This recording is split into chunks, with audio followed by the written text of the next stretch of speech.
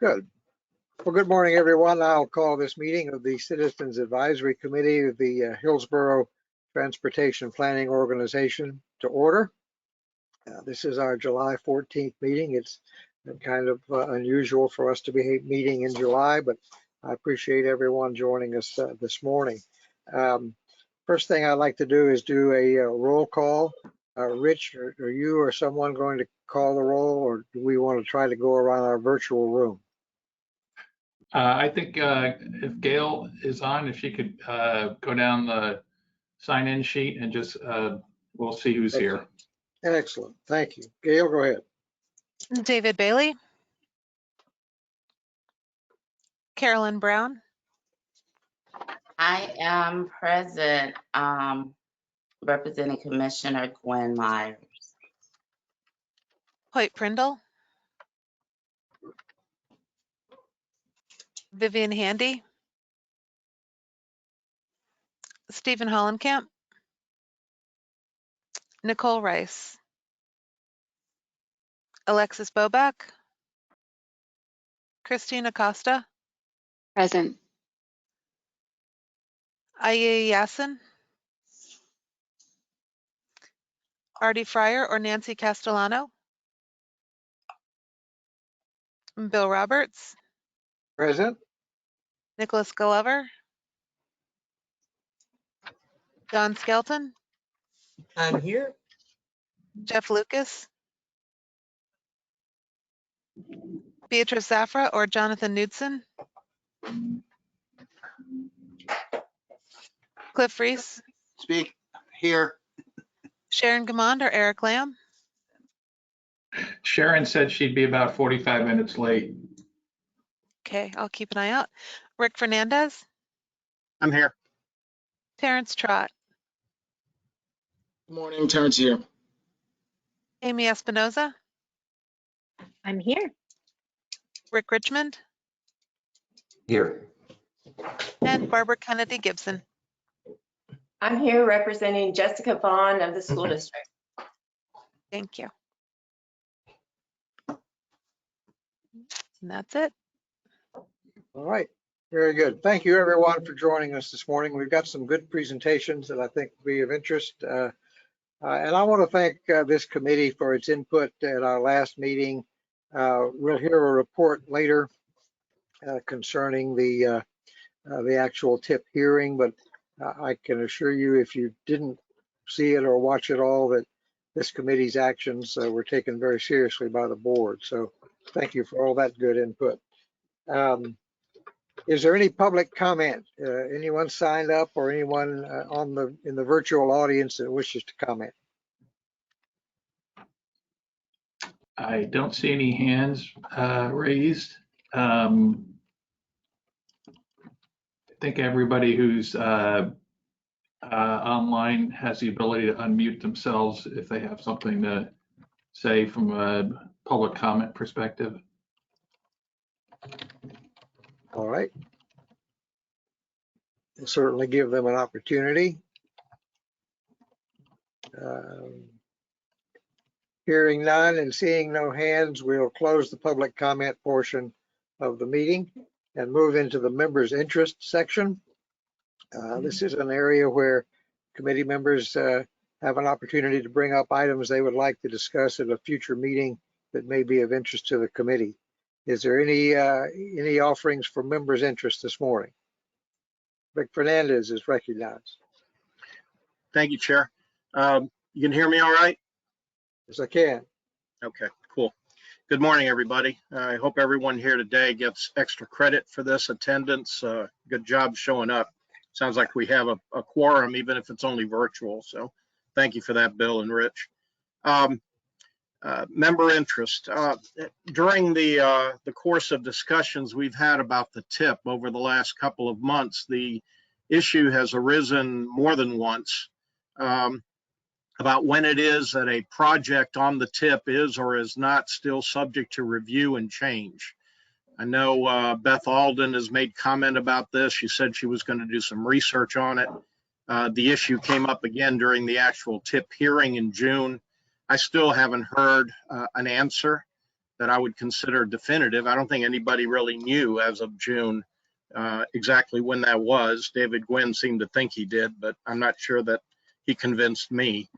So the question is, at what point do we as CAC members lose the opportunity for meaningful input to line items on the tip, such that we will not be confronted with the allegation by DOT, or for that matter, MPO staff, that we have somehow missed a deadline?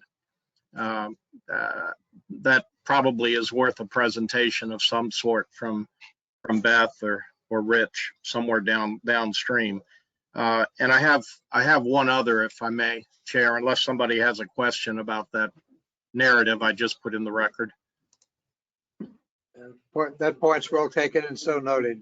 Go ahead, Rick. Okay.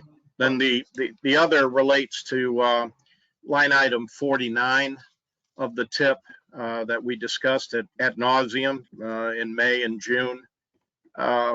This is the line item related to right-of-way acquisition in Ybor City, VM Ybor to be specific, and the realignment of the lane or the exit westbound I-4 to northbound 275.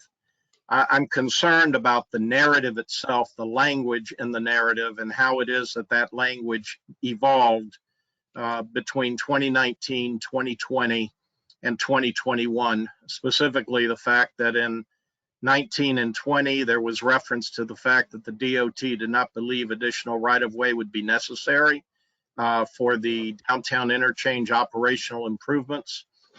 The TIP amendment that was entered in May of this year, Amendment 21, that the MPO board or TPO board approved, changed the lay of the land on that and approved $2.5 million for right-of-way acquisition. And that TIP amendment document is very specific as to its purpose. However, somehow that purpose was lost in the TIP document itself that the board reviewed and voted on at the June meeting. Somewhere in that process, notification to the public fell through the cracks. I have a real problem with that. It frankly doesn't look good, the way that evolved. And so I would like some explanation from MPO staff or DOT rep or both as to how and why that language was removed from 19 and 20's version of the TIP, and why that language was decidedly missing in the 2021 version of the TIP that the board just reviewed and approved. That's it for me. And by the way, I think Johnny Wong is making a presentation on all this. I intend to pose a question to Johnny about that. Maybe he has some input. But if anyone else at the MPO staff knows, I'd certainly be more than happy to hear the explanation. Thank you very much. Okay, thank you, Rick. Both items noted. If we don't get clarification today, we'll seek to get it at the next meeting. Any other members' interest? Any other members' interest items? All right, well, thank you very much. We'll now move into our status reports. And the first of those is the USF Green Artery Trail Study. Wade, you want to do that one? Yes, sir. Good morning. Just waiting to be made the presenter. Michael, can you make Wade the presenter, please?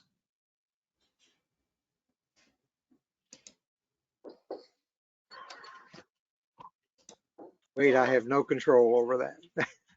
Yes, sir. Let me see if I can do it. There we go. Okay. Just make sure I'm sharing the right screen. Looks like you got the right set of slides here. Ah, here we go. Oh, good. You all are able to see it? Yes. Yes. Fantastic. All right. So thank you all for being here. This is a study that we're working on to connect the USF and Rhythm or University Mall area down to the existing or the proposed Green Artery Trail, which is working its way through the design stages by segment. The study area, that is the University Mall and University of South Florida on the north end, and the Hillsborough River on the south end and Sulphur Springs. The west side is Nebraska there, and the east side is Bruce B. Downs, and the area of Busch Gardens and the Yingling Brewery. So it does have several neighborhoods included, going from Old Seminole Heights and Sulphur Springs on the south to the university area and those neighborhoods on the north, also including the James A. Haley Veterans Hospital, Rhythm, and several elementary schools and other parks. So the study purpose is to determine the feasibility of connecting the Green Artery to those areas in the north through several neighborhoods. And particularly looking at those crossings on Fowler and Bush Boulevard, which we know are very dangerous, and trying to look at how we might make safer transit of those areas. So the map that we're looking on the left is the existing or the proposed Green Artery Trail. Segment E is currently, which is in the top left of the screen, is currently under design by the City of Tampa, although they are still looking for a funding source for construction. But segment D, as in dog, is right next to that, and would be, I believe, the next segment coming up for design and funding. There are two crossings proposed in that area. In segment E, there is the old, well, right at the border of segment D and E, I should say, there is the old trolley bridge that proposes crossing the river. And then in that segment C to D area is Rowlett Park, where there is an existing crossing of the river. So we're looking on the south end to take advantage of those opportunities to get across and work our way north. Moving clockwise around to the right, this is from our health atlas. The red line is the study area, but this happens to be asthma, one of our measures of chronic disease prevalence in the area. And as you can see, it's some of the highest percentages in the area. That dark blue is between 11 and 15.5% asthma prevalence, which is quite high, and the highest that we have.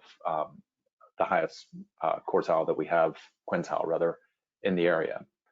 Moving to the bottom right photo, this is our food desert map, also from the Health Atlas. The red rectangle is a lot smaller there, but the majority of the area is within a food desert and is surrounded by food deserts. So that increased access is something that we're looking at quite a bit in this study. Just two more measures here of demographic measures that we look at. On the left, we have our communities of concern map. The areas that are in red and striped on the left map are two standard deviations below the poverty level. So that's our measure of extreme poverty. But as you can see, there are also a number of measures of communities of concern, which can include poverty, zero vehicle ownership, high racial minority percentage, limited English proficiency, high levels, and high levels of persons with disabilities. So on the right is just the zero vehicle household percentage, and the majority of the study area, particularly on the west or left side of this map, is the highest measure, between 19 and 46% zero vehicle households.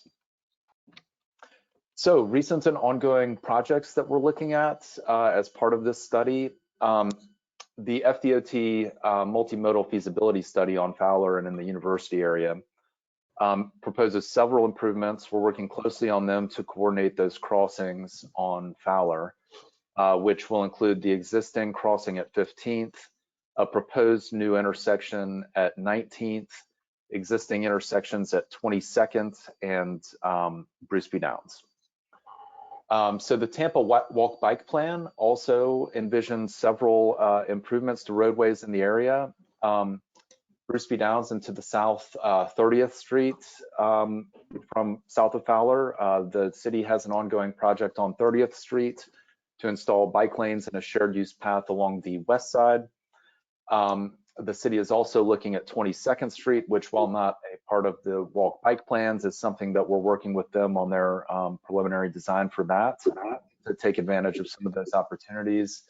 And then the Uptown Master Plan in the top right there had looked at a connection between the VA hospital and the University Mall, or now called Rhythm at Uptown. We are examining that a little bit further. I'm not sure how well you can see that top right photo there or representation, but it envisioned a bridge crossing the little lake there and going along a public right-of-way to the VA hospital. We've been working with the county on that. That's a very important stormwater facility there. And the reason it has to have that bridge is because of a major pumping station which moves water out of there through a 3-foot high pressure system. So a lot of moving parts there, but we really appreciate the county's work with us on that.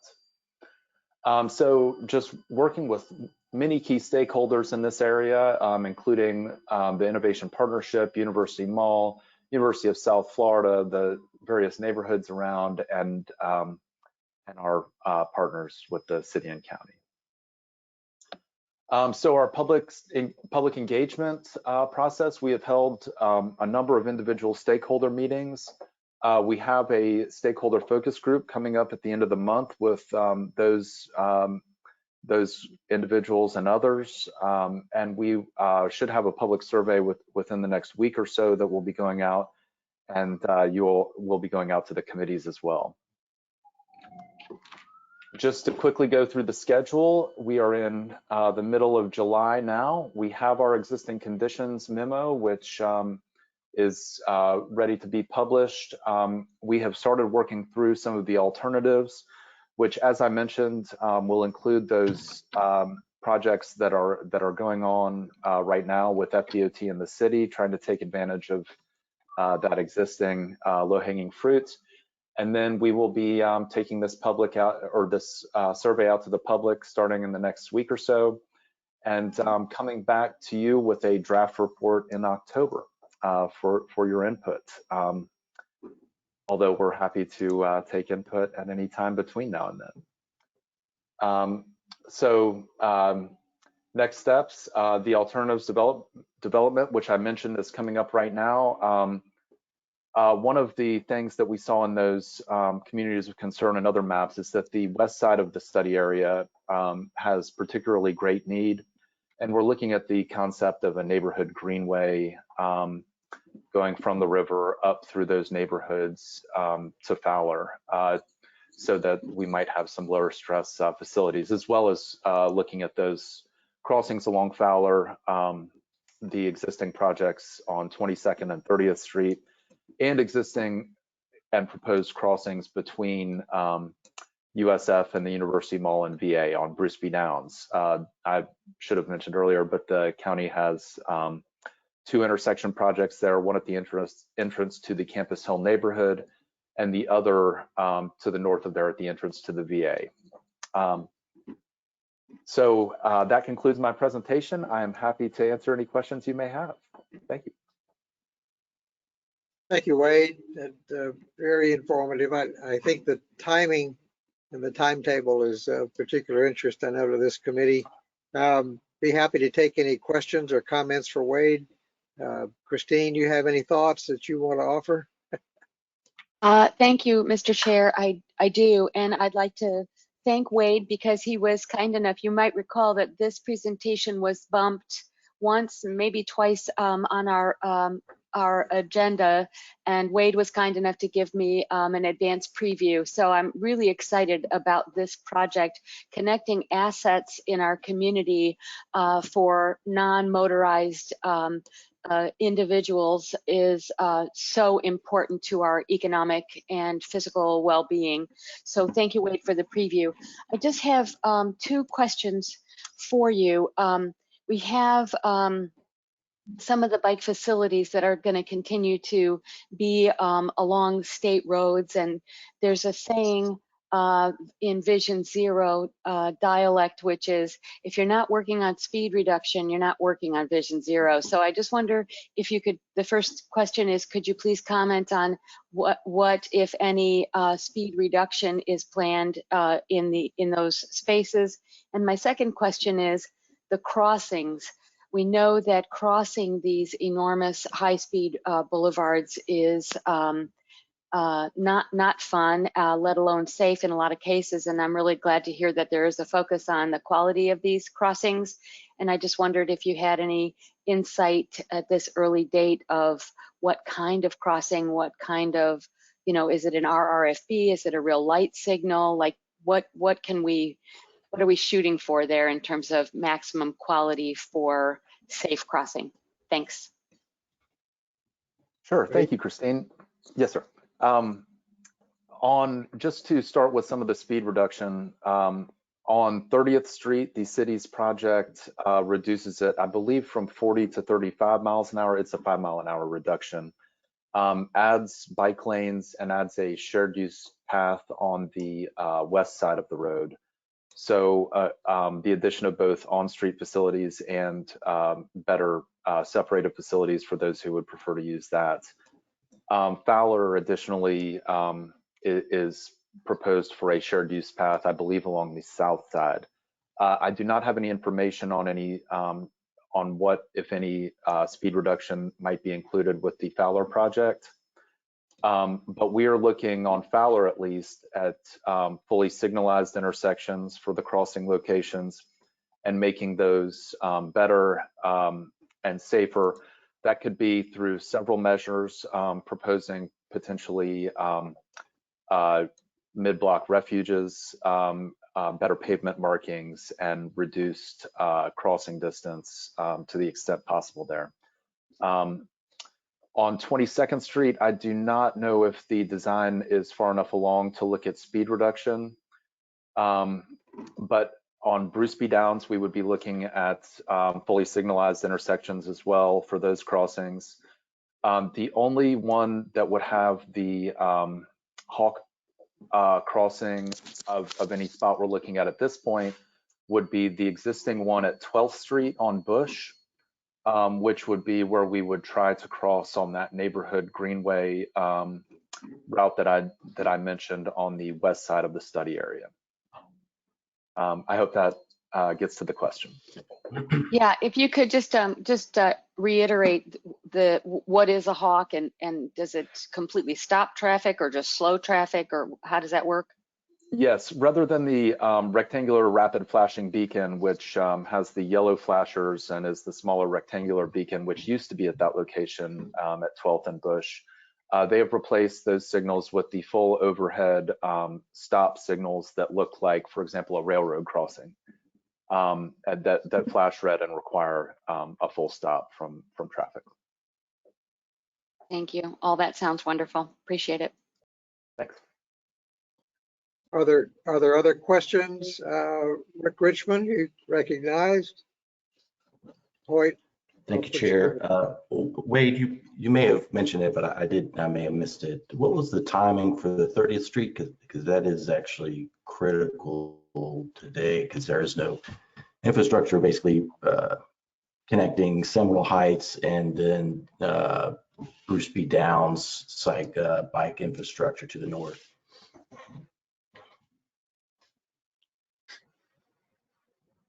I can check on that timing in a moment here, but it is in the capital improvement program, so within the next 5 years. Gotcha. Okay. No worries. Thank you. Yep. Hoyt Prindle, you had a question? Yes, Mr. Chairman, thank you. Do you mind putting the map back up? I think it was on the one that just showed the complete circle of the Greenway path. I think it's on slide 4, perhaps. This one that shows the green artery that we will be connecting to, is that? Yes. Yes, sir. So I had a question in terms of the segments in G and H. Are those routes, essentially certain at this point? There's going to be no more debate about the route location there? There had been I believe, in either G or H, there had been some slight deviations to that route proposed in one of the earlier iterations of that plan. And I know there had been some pushback from a couple of neighbors along one of those streets. I do not think anything is set in stone, and the city always does an additional public outreach process along with their further outreach as they're going into the design process. And there are some other alternatives that were considered in G and H in those areas. Okay, so, well, the reason I ask is my only comment would be, and I live over in this area, is in G, right, the left side of the river there is the Wellswood side of the river, and then you've got some neighborhoods in H on towards Armenia on the left side of the river. And it would seem to me, if you were looking to get perhaps the most access to people who might use it, there's a bunch of apartment complexes both in G and H on the west bank of the river. And this is the kind of facility that I would think, especially I know there's some apartment complexes in G right near the bottom on the river there too, but it would seem to be that having maybe this facility on the west side of the river, and I understand the real estate and stuff needed to do that, it plays a role in this, but it just is a little unfortunate that I think we're maybe missing quite a bit of population, especially population who's less likely to own a vehicle and maybe more likely to use a facility like this is on the west bank of the river and not eastern bank of the river through that stretch, which is essentially mostly single family homes. So, and it would be nice maybe if there was some kind of more, how shall I say, safe crossing, because I've crossed at the Hillsborough River there several times, and it's fairly safe. It's protected from traffic, but of course MLK and some of the other stretches are not. So that's just my general comment. Thank you. I think that's a fair point. Just a little background on the Green Artery, the route of the Green Artery Trail. This was a citizen-led initiative that really worked through a lot of those and came up with the route. So to the extent that it is citizen-driven, I'm somewhat hesitant to go back too much and look at the route of that, although I am certainly supportive of additional connections on the west side of the river. And your point about river crossings being treacherous is well taken too. The last time I did it, I crossed at Columbus and was a little concerned. Yeah, you're rolling the dice at MLK on that bridge on foot, I will say that. Thank you, Mr. Chairman. Thank you, Hoyt. Other questions or comments on the presentation? Christine, you have another comment. Well, I think Mr. Fernandez is also in the queue for a question, but I just want to echo Hoyt's remarks about the crossings there of the Hillsborough River. The Columbus Bridge is on scheduled to have a signal at the river on the west side and be modified to complete street as best we can get that. But I would like to ask Wade to take back to the MPO leadership that we're really looking for any and all opportunities just for pedestrian only crossings. So this would be Hillsborough bridges that are specifically just for active transport. So this is a great opportunity because many of these bridges just simply until they're completely aged out and rebuilt, there just is no opportunity to add safe facilities for crossings. So I'd like to just put that out there on a grander horizon. We really need to be looking for acquisition where we can make real pedestrian connectivity to the Riverwalk and this greenway. Thank you. Thank you, Christine. Rick Fernandez, you have a question? Yeah, Chair, thanks. Wade, good morning and thank you. Appreciate the time and the presentation. My first question is real granular. I don't know why I don't know this, but I don't. Could you define what a shared youth path is, please? A shared use path is a pathway approximately 10 to 12 foot wide alongside a roadway for bicycles and pedestrians. Okay, so it is a path that is physically separated from the lanes of travel, Yes, sir. correct? All right, Yes. so it's not like a share row kind of thing we're talking about where you put bicyclists in the way of cars and invite them to get hit. It's different. So you do have what? How are they separated? In the case of 30th Street that I was describing, you would have the roadway, you would have a stormwater drainage facility that's anywhere from 10 to 20 or more feet wide, and then you would have the shared use path set back behind that, which I'll add does create some other problems for intersections where you do have that shared use path facility crossing side streets and driveways, but there are additional considerations needed for that. Okay, well, it sounds like you'd basically need an Abrams tank to get over to a human being from the road, is what you're telling me. I think something less than that would be able to go across the ditch. We did, in fact, see something in New Tampa a couple of years ago where somebody purposely went off the roadway across a large section of grass and took somebody out. But actually remember that, unfortunately. Okay, well, just one other question. This kind of got a burr under my saddle. I'm not sure I can even explain why, but maybe you can help me.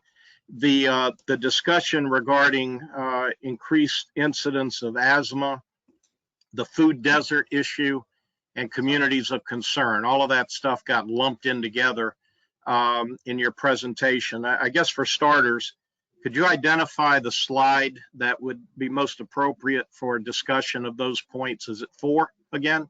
Exhibit 4? We are on it, and yes, sir, it is 4. Okay, and the stuff that's in the red box there in the upper right-hand quadrant, that's the area that we're talking about that captures the Venn diagram intersections between asthma, food desert, and communities of concern? Yes, sir. All right, can you put specific names to those neighborhoods for me? Yes, sir. Sulphur Springs is in the lower left corner. This would be University Square going further north and Terrace Park, I believe. And in between, I would have to check if there are specifically defined neighborhoods. In the right, directly across from the University of South Florida, that is the Campus Hill neighborhood. And to the west of that, the dark blue is the University Mall and adjacent areas there. All right, and could you give me the geographic boundaries that are identified by that rectangle? You know, street names, a river, what's the east, west, north, and south boundary?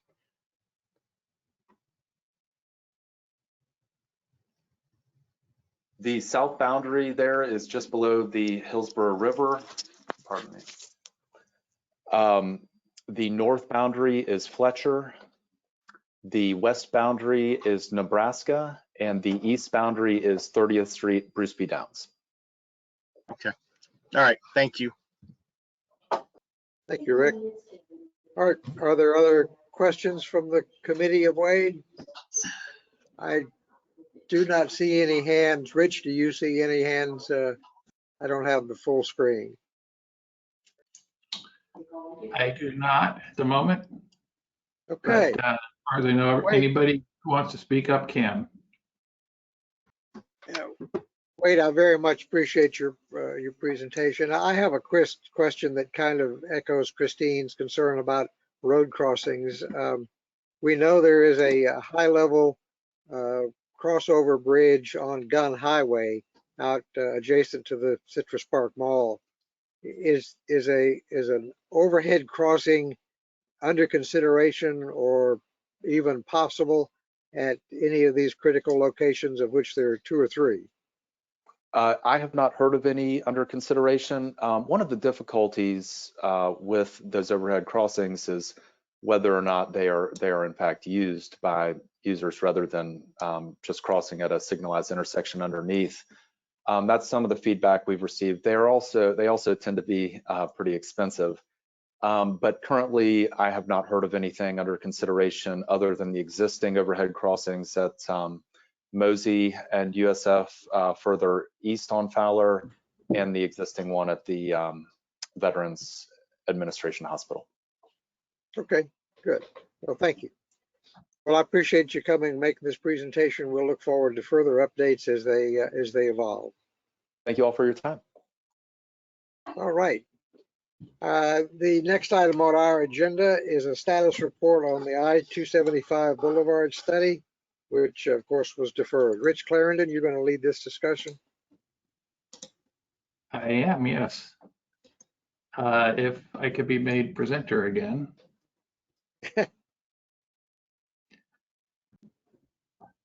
See if I can do this. Maybe I can do this myself. Hold on just a second.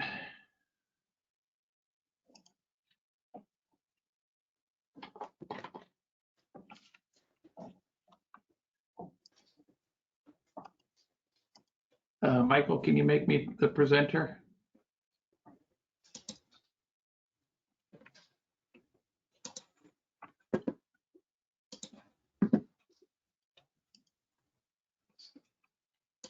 Okay, here we go.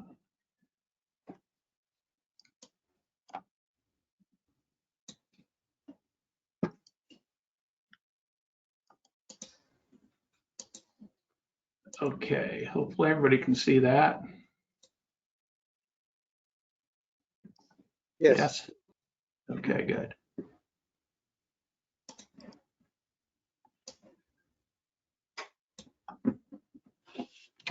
Oops. All right. So, okay, again, so this is Rich Clarendon. This presentation actually was scheduled back in May, and then we couldn't get to it then, and nor could we get to it in June. So here we are, having a little makeup session. So I wanted to just address the questions that have come up. I think actually it probably goes back even further than May when this was raised as a member's interest. And I think it might have been Rick Fernandez who asked for this. So this is just to catch people up, especially new members who perhaps weren't around when the Boulevard concept was first proposed, and then let you know sort of the status of the study at this time. So this goes back actually almost 4 years to when Josh Franks, who was a graduate student in architecture at USF, brought this concept forward and presented it to the MPO board at that time, and also to this committee around the same time. And then in May, a couple years later in 2019, at the request of the CAC, the MPO board amended its Unified Planning Work Program to include the study. And we proceeded from there to ask a consultant to develop a preliminary scope of work, what would be involved. And then the following month, DOT requested a more in-depth look, after having a chance to review the preliminary scope. Then more recently, in May of last year, the MPO considered the Boulevard study again for its current Unified Planning Work Program, and sort of deprioritized it in favor of other studies and plans that they felt had a higher priority. So let me continue. So what is the concept, first of all? And again, for those who've been around for a while, this should not be anything startling or new, but just to recap, the idea is to convert I-275 going north out of downtown into an at-grade boulevard. This concept actually is not unique to Tampa. There have been a number of other communities that have pursued similar work, and some have actually been implemented. The concept is multimodal in the sense that it includes more than just converting a limited access interstate into an at-grade street or boulevard. It incorporates a transit component, which I'll talk about in a minute. But it was also, I think, important to recognize that the boulevard concept would reconnect a lot of the surface streets that were cut off when I-275 was first built back in the 50s and 60s. And there was also sort of a enhancement, I guess, of the multimodal transit corridor to really look at where you would have stations and opportunities for redevelopment around some of those transit stations. This is just a couple of graphics from Josh Frank's presentation. In the lower left, first of all, is a cross section of the existing interstate showing 6 lanes, 3 in each direction, going north out of downtown. And then above it is the proposed boulevard showing, again, 6 lanes, but in a surface street concept with landscaped buffers, and in the center, enough right of way for some sort of fixed guideway transit that could be light rail or it could be a bus rapid transit, as an example. And then on the right, you can see where streets that had been cut off, would be reconnected and tied into the boulevard under this proposal. So, taking the board's direction, we did ask, as I said, a consultant to take this concept and do some feasibility work. I guess that would be the best way of characterizing this. Doing some research and background work on the concept, doing a level of field reviews, stakeholder meetings with affected neighborhoods and folks who either live adjacent or are impacted, as well as community organizations and bodies, along the right-of-way and even north of the right-of-way, folks coming down from Pasco, as an example. The idea here is to try to frame the problems, what are the issues involved with the current configuration of the interstate, what are some of the issues that would be involved in reconfiguring it and rebuilding it as a surface level street, come up with some initial findings, and then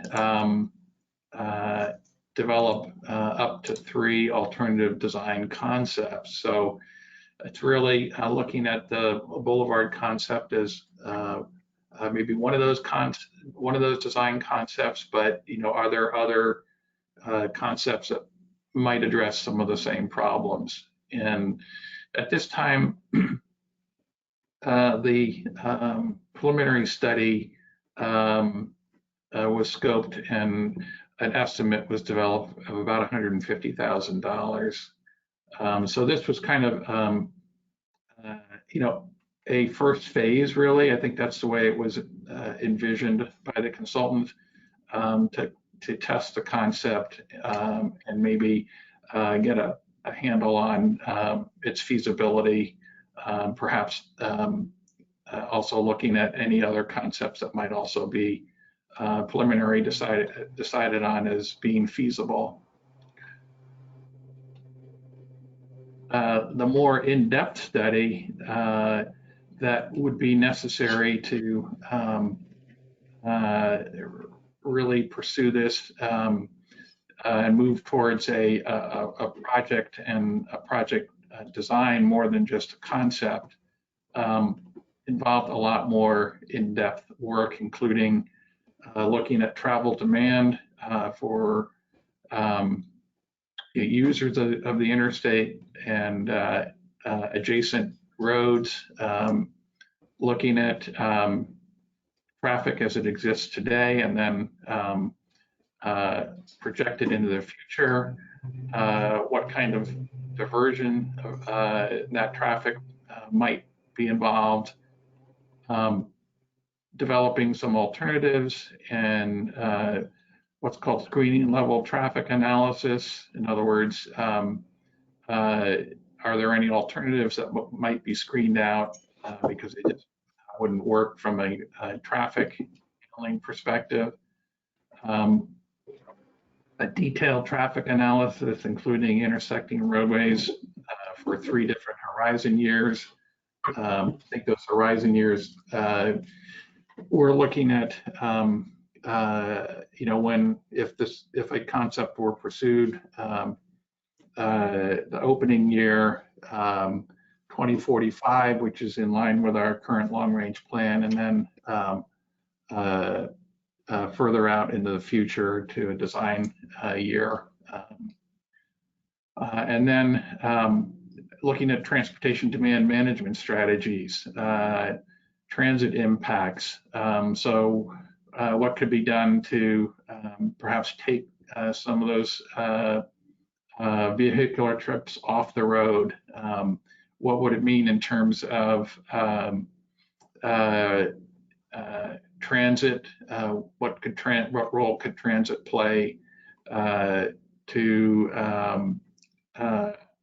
perhaps provide some of those trips?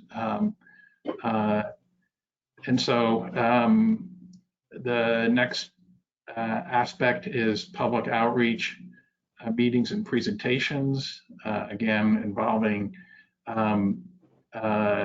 stakeholders, users of the road, adjacent neighborhoods and organizations along the right-of-way, project management and coordination.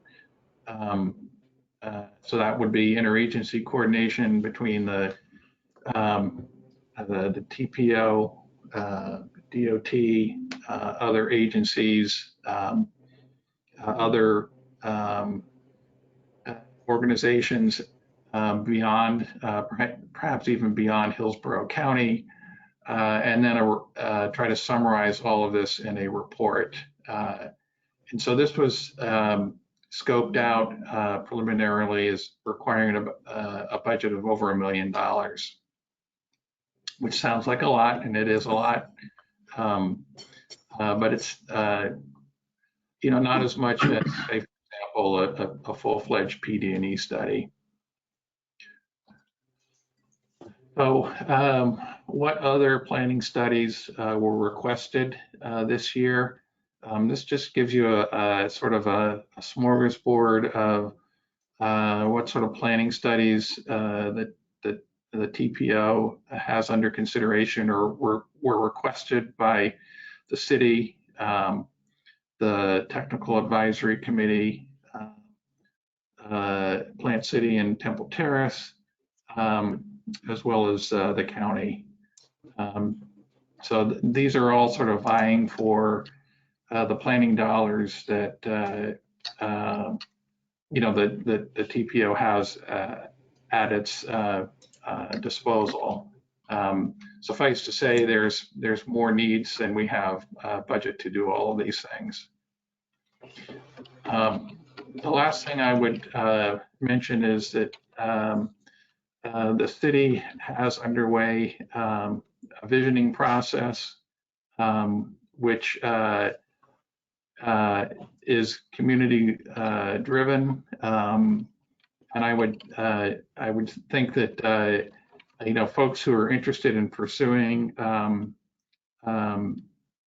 the boulevard concept, should take note of this and perhaps get involved with the moves process, because obviously the boulevard concept is visionary in and of itself, and needs to be I think fully integrated into whatever vision plan the community comes up with. That is my presentation, and if there are questions, I'm happy to try to answer them. Thank you, Rich. Good update on where we are. Mr. Fernandez has a question. Thank you, Chair. I'm sure this should come as no surprise, certainly to you, but I have questions. Rich, thank you. Good morning. We don't have enough time to get into everything that I'd like to talk about, so I'm just going to highlight a couple of issues, and some of this for the benefit of folks that are maybe new to this concept. First of all, I'm just working through your slide presentation. The concept slide, whatever number that was in your series, the one that the initial bullet point is conversion of 275 North. Yeah, that one. I just want members to realize that the second bullet point there, downtown to Bears Avenue, that really reflects the original concept as it was laid out by Josh when he did his master's thesis. And a footnote, this idea percolated up through the neighborhoods during a charrette process back in 2015 and 2016 when we were debating the TBX program. Josh was a graduate assistant during those charrettes. He picked up the idea and ran with it and put his academic brilliance to work. But the way it originally came out was downtown to Bears. That's what he was looking at. But I want the members to be clear that the actual parameters of that conversion are very much up for debate as part of what needs to be studied. We could be talking about something as little as a mile north of downtown, not necessarily the full 11 miles, if I remember the distance correctly, between downtown and Beers. So that's very much a fungible item there, because I know that's one of the things that causes people to scratch their heads. The idea that you would tear down the interstate all the way out to Beers sounds like a monumental task, and indeed it is, but there's no reason that has to happen for the boulevard concept itself to be initiated and certainly studied. The other question or issue I have, and this has been an ongoing concern, having to do with the cost of the study.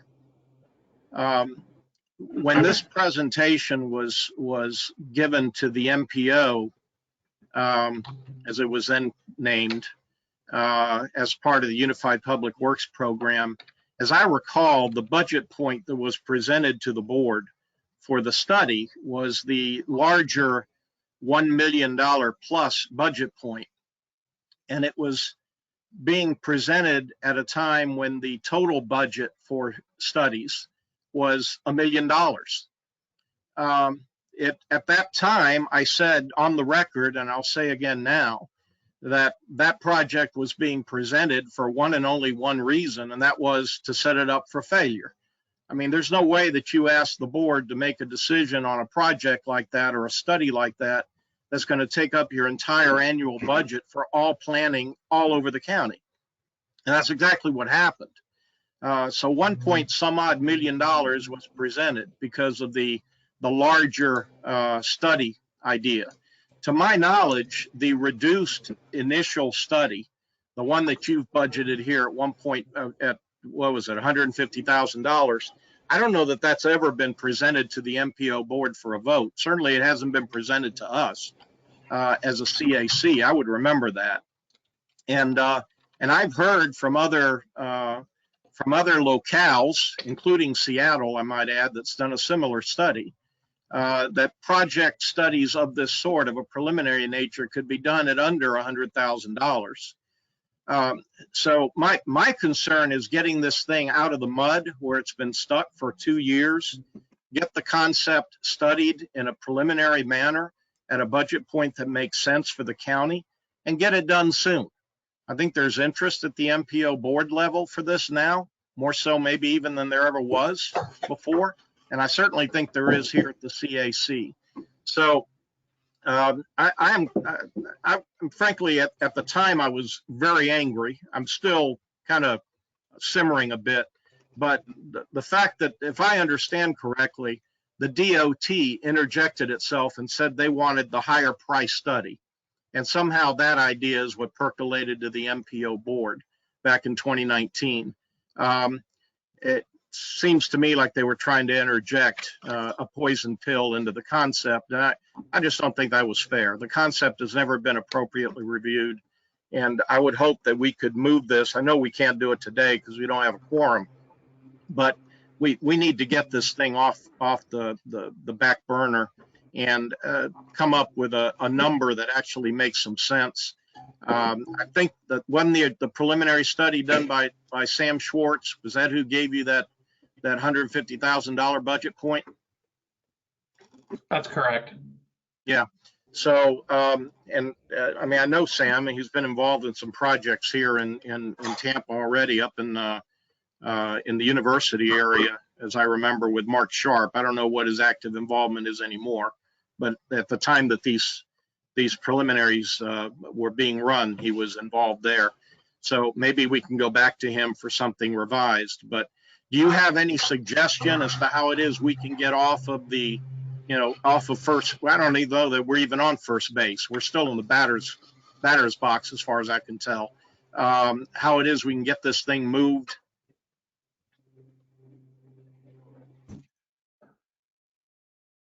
Yeah, I guess my only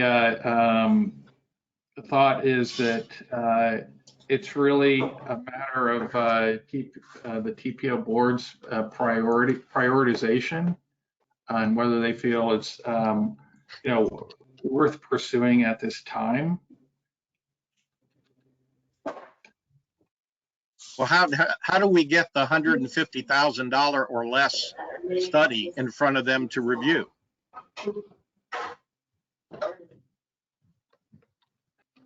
Well, so you mentioned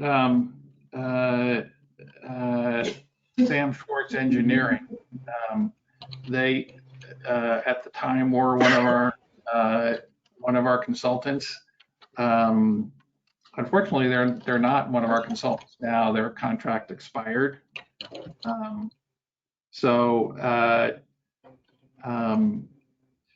I think the other thing I would say is that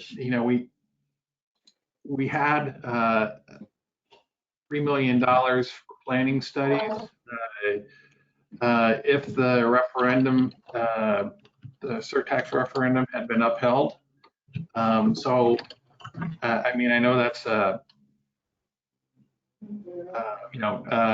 no longer in the cards at the moment, but it could be resurrected if that referendum went back to the public and passed again.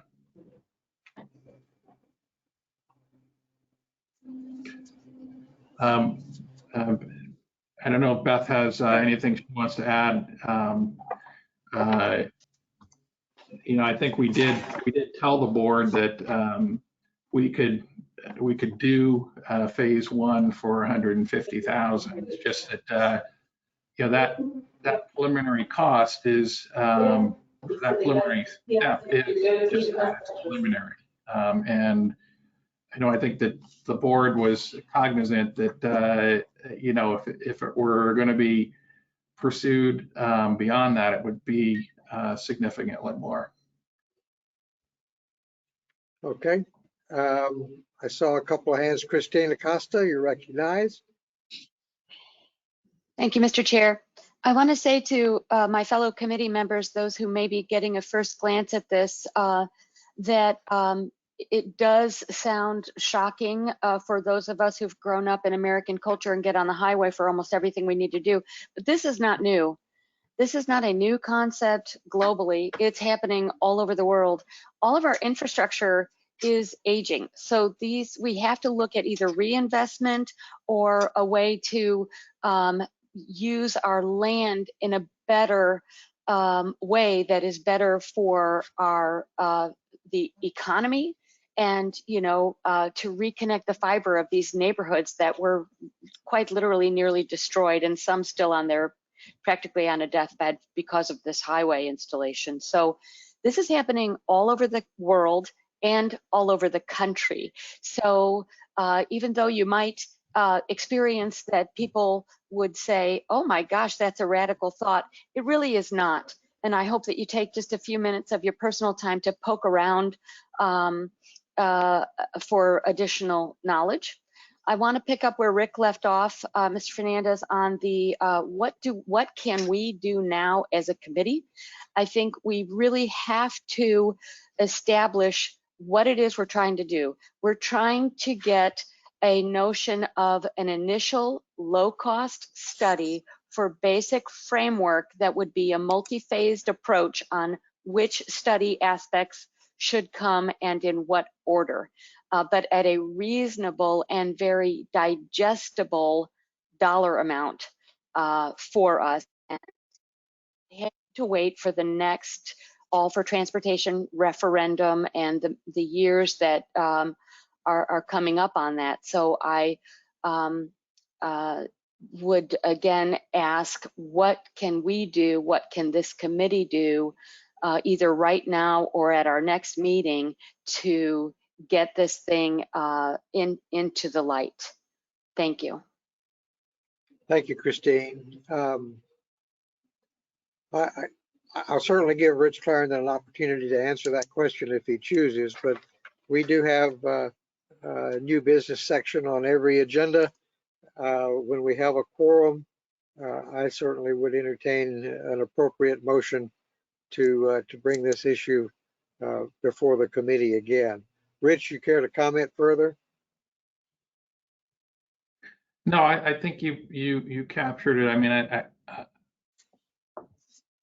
obviously, without being able to pass motions right now because we're not meeting in person, this will have to wait till your next in-person meeting, but you certainly could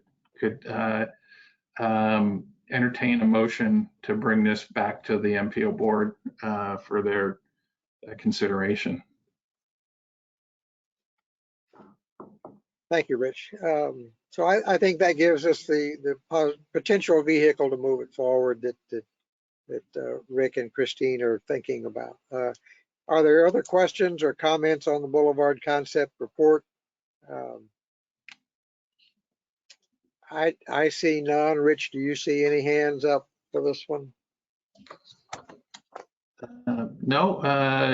Again, I would just say to everybody who is a member, you're all capable. I think you're all listed as panelists, so you can unmute yourself and chime in as you like.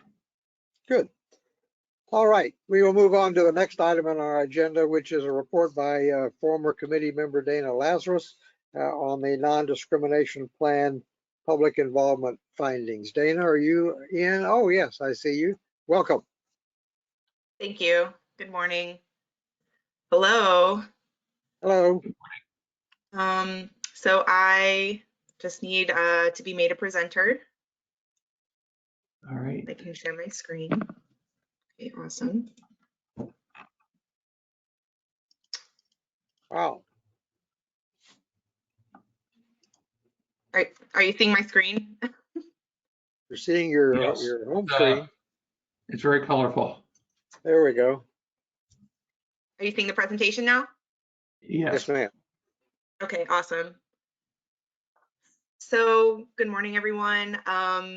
Dana Lazarus, former CAC member and non-discrimination plan project planner. So we've been working on this non-discrimination plan for almost a year now.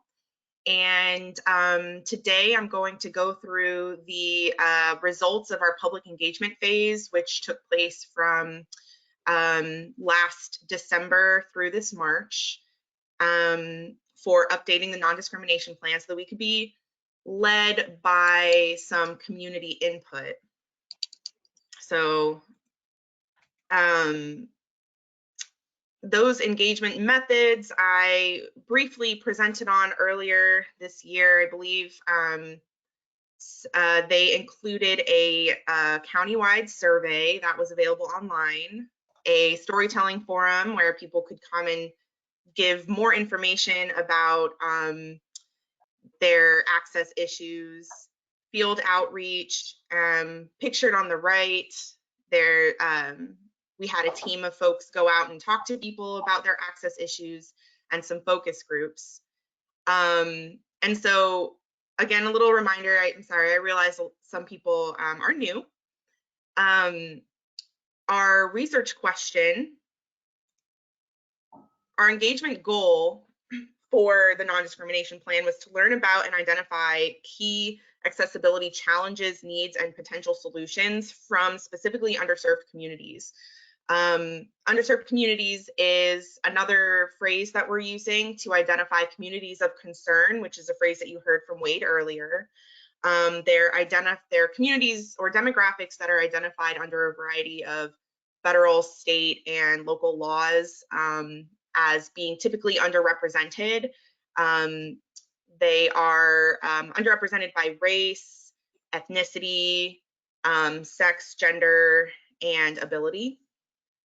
So I just wanted to show you the engagement goal or the research question right up front to again kind of justify some of these engagement methods that we use to oversample underserved communities. As you can see on the map on the left for our field outreach, we identified key locations where there's a high concentration of low-income individuals and people of color. And we went out and we talked to people about their access challenges. So some context about the results that I'm going to be presenting on. Again, this was a 4-month engagement process. With the survey that I mentioned, we collected 456 completed surveys. The surveys had 14 questions, including demographic questions. So there was a lot of ways that we could analyze this data to understand trends of, the access needs and perceptions of different demographics and combinations of demographics. So like, how do just low income people feel about access to transportation? Or how do low income women view access to transportation, just as an example. So there's a lot of different ways to analyze this data. And then through the storytelling forum, the focus groups, as well as some open-ended questions on the survey, we ended up with 165 single space pages of narrative data to analyze. So it's just a lot. So what I'm gonna go through, I'm gonna try to go through quickly, but this is more of a data report, and it's a lot. It was a lot of data to get through. And just a little disclaimer, the results of this this outreach engagement process are not statistically significant. This wasn't a study put on by like, you know, academic researchers or anything. The methods utilized a convenience and voluntary samples. And it's just to get an overview of some foundational issues to give us an idea of what people are dealing with out there. But we did, again, we utilized oversampling techniques to make sure that we were hearing from certain communities, certain demographics. First, I'm going to explain our survey participation to see if we did successfully oversample our underserved communities here in Hillsborough County. We oversampled our Black or African American demographic here in the county, as well as people of 2 or more races. I'm sorry. We also got a good sample of limited English proficient participants. Thankfully, we had a team member that was fluent in Spanish to help us with field outreach. We also oversampled people with disabilities. And so 29% of respondents reported having a disability compared to 11.6% of Hillsborough County having a disability. On the right are some of the self-reported disabilities that people said that they have. We oversampled people 60 years or over. 23% of survey participants were 60 or over versus 20.4% in the county. We very much oversampled women. 61% of survey participants were women compared to 51% of the county. And then for LGBTQ representation, there isn't good data that exists for us to compare to, but almost a quarter of participants reported being LGBTQ. Finally, we oversampled people of low income and unemployed people by a pretty wide margin. 45% of participants earned an income of $0 to about $35,000 annually. About half of that represents low income people in Hillsborough County. And 22% of participants reported being unemployed compared to an estimated 4.3% in Hillsborough County of people being unemployed. So that's who participated in our survey, which all of the quantitative results that we're about to see come from the survey. So on the survey, we asked people about their access to individual community elements. We asked people to choose a priority access issue. And we asked people about their perception of access discrimination and how much discrimination has impacted their access. So the first trend that I want to show you guys is in response to that question about access to community elements. In the survey, we had a matrix and we listed all of these community elements, and we asked people to rate them from very easy to very difficult. To do the analysis, we converted very easy to number 1 and very difficult to number 4. And just looked to see which community elements were rated as the most difficult to access. And then we also averaged for different demographics the how difficult all of the community elements were to access to come up with an accessibility rating to just see kind of an overall difficulty for people to access all these community elements. And so an interesting trend is that across all of the demographics analyzed, as well as when I look at geographic area, because people also responded what neighborhood they live in, the top 3 most difficult community elements for people to access were political power, housing, and government meetings, in that order. And one of the things that we can take from this is, you know, first of all, housing is a very important community element that negatively impacts people's lives when they don't have it. And with political power and government meetings being at the top, it seems that people feel like they don't have access over decision making, over all of the decisions over like their access to community elements, where things are developed and things like that in their community. And then overall accessibility rating, there is a pretty big difference between demographics. So like the Black and African American respondents had an overall more difficult accessibility rating than the white respondents. And then the geographic area with the highest difficulty or in accessibility was in the university area. And that is compared to all of the not underserved block groups, like the New Tampa area, for example. Looking at their accessibility rating, it was very low at 2.29 comparatively. The next question we looked at was, we just kind of asked the question in a different way. We asked people what their priority access issue is.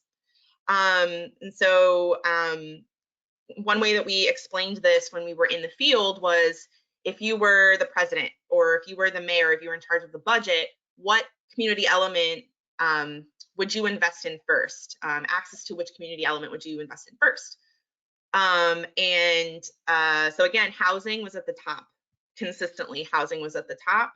And when we asked the question this way, transportation and employment opportunities were also very high rated issues. Finally, the third question that we did a quantitative analysis on was people's perception of discrimination and how discrimination has impacted their access. This is a lot of numbers, and I actually created a chart to make this easier to understand, but this presentation is available on our website, so you can, on the project page for the non-discrimination plan, so you can take a look at it after. But the trend that I want to show you is, so we asked people if interpersonal discrimination has negatively impacted their access, and we asked people if systemic discrimination has negatively impacted their access. And then we asked folks to give us their opinion on a scale of, this discrimination definitely has negatively impacted my access versus it definitely hasn't. And the white or Caucasian identifying survey respondents, the majority of folks said that interpersonal and systemic discrimination definitely hasn't, or probably hasn't, negatively impacted their access, versus the other three that you see here, Hispanic, Black, African American, and low income individuals. The majority of folks said that access discrimination definitely has negatively impacted their access. So it's just something to think about. Could be based on experience or perception, but either way, it is something for us to know. Next, I'm going to go through the qualitative results of the narrative data that we collected. Up at the top of this slide is an example of what the coding procedure looked like. I did a thematic analysis using a software called NVivo, and what it does is codes the verbatim words that we collected by themes. So the themes that emerged, I looked at themes around transportation, housing, access to other community elements, and access to public engagement opportunities. So first I'm going to go over the challenges. So we, amongst those 4 topics, we also asked people about their challenges in accessing those things. And then we asked people for potential solutions to those challenges. So first I'll talk about transportation challenges. I also did a word cloud analysis of all of the data that was related to transportation challenges. As you can see, bus was the most talked about mode, biking and walking, lots of challenges were brought up for those modes. On the right are some pictures that I took out in the field in some of these underserved communities. So some major themes when talking about the HART bus. First of all, the bus was the most talked about mode. People said that navigating the bus system is confusing. It takes too long to ride the bus. There was a sub-theme around bus stops, with, in particular, poor walkability or bikeability to stops, a lack of amenities at stops like phone chargers, seating, shade, and that a lack of protection from weather is also a major factor. And then another sub-theme is that the bus is unsafe, especially for women, LGBTQ people, especially trans people, and people with certain disabilities, in particular immunocompromised disorders and issues. I'm going to show you some of the direct quotes that support some of these themes as we go through these slides. Here's a quote about someone having experienced someone dying.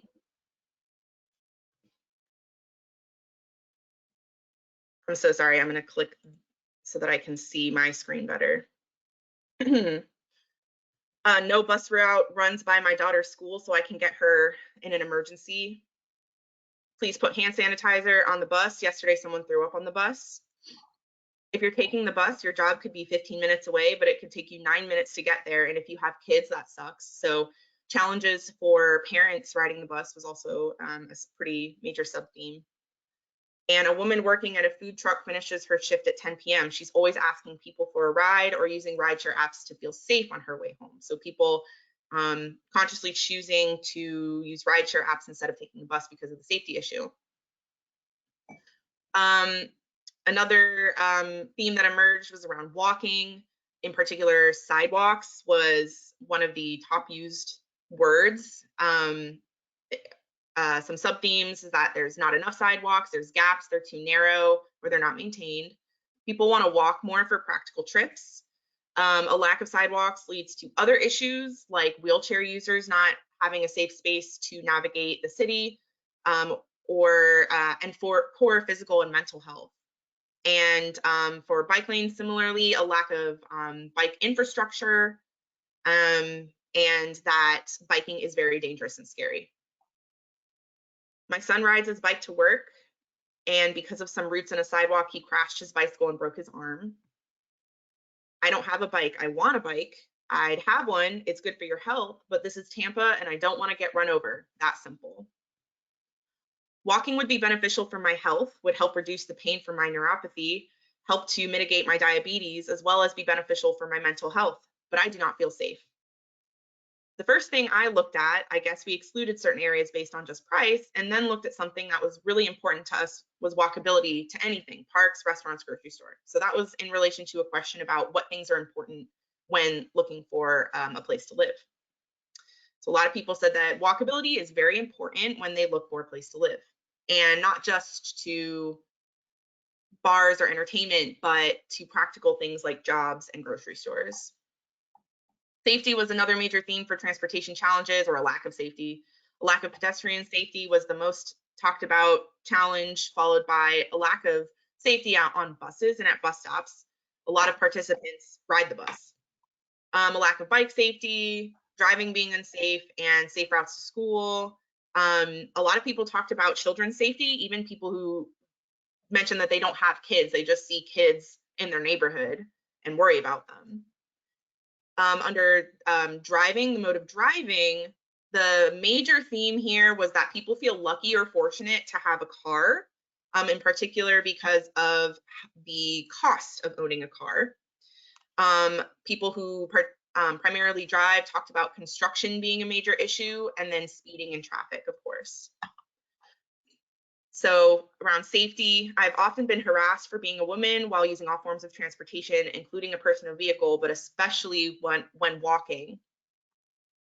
I do not feel safe driving and have had several panic attacks while driving, which have caused me to pull over and have to call the police for help.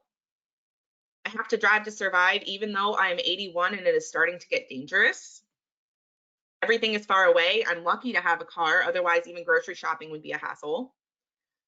And as someone who was disowned from my family for my queerness, I did not have parental assistance when I was trying to get housing and get transportation. So I bought a terrible car for like $3,000. And then when it got totaled, I haven't had a car again for a year and a half. So some key takeaways for transportation challenges: people are forced to drive in Hillsborough County. This drains their income and time, negatively affects their physical and mental health. People want to walk, bike, and ride public transit more, but it's inconvenient or dangerous. And safety can look a lot of different ways. It can look like mental health issues that keep people from using different modes.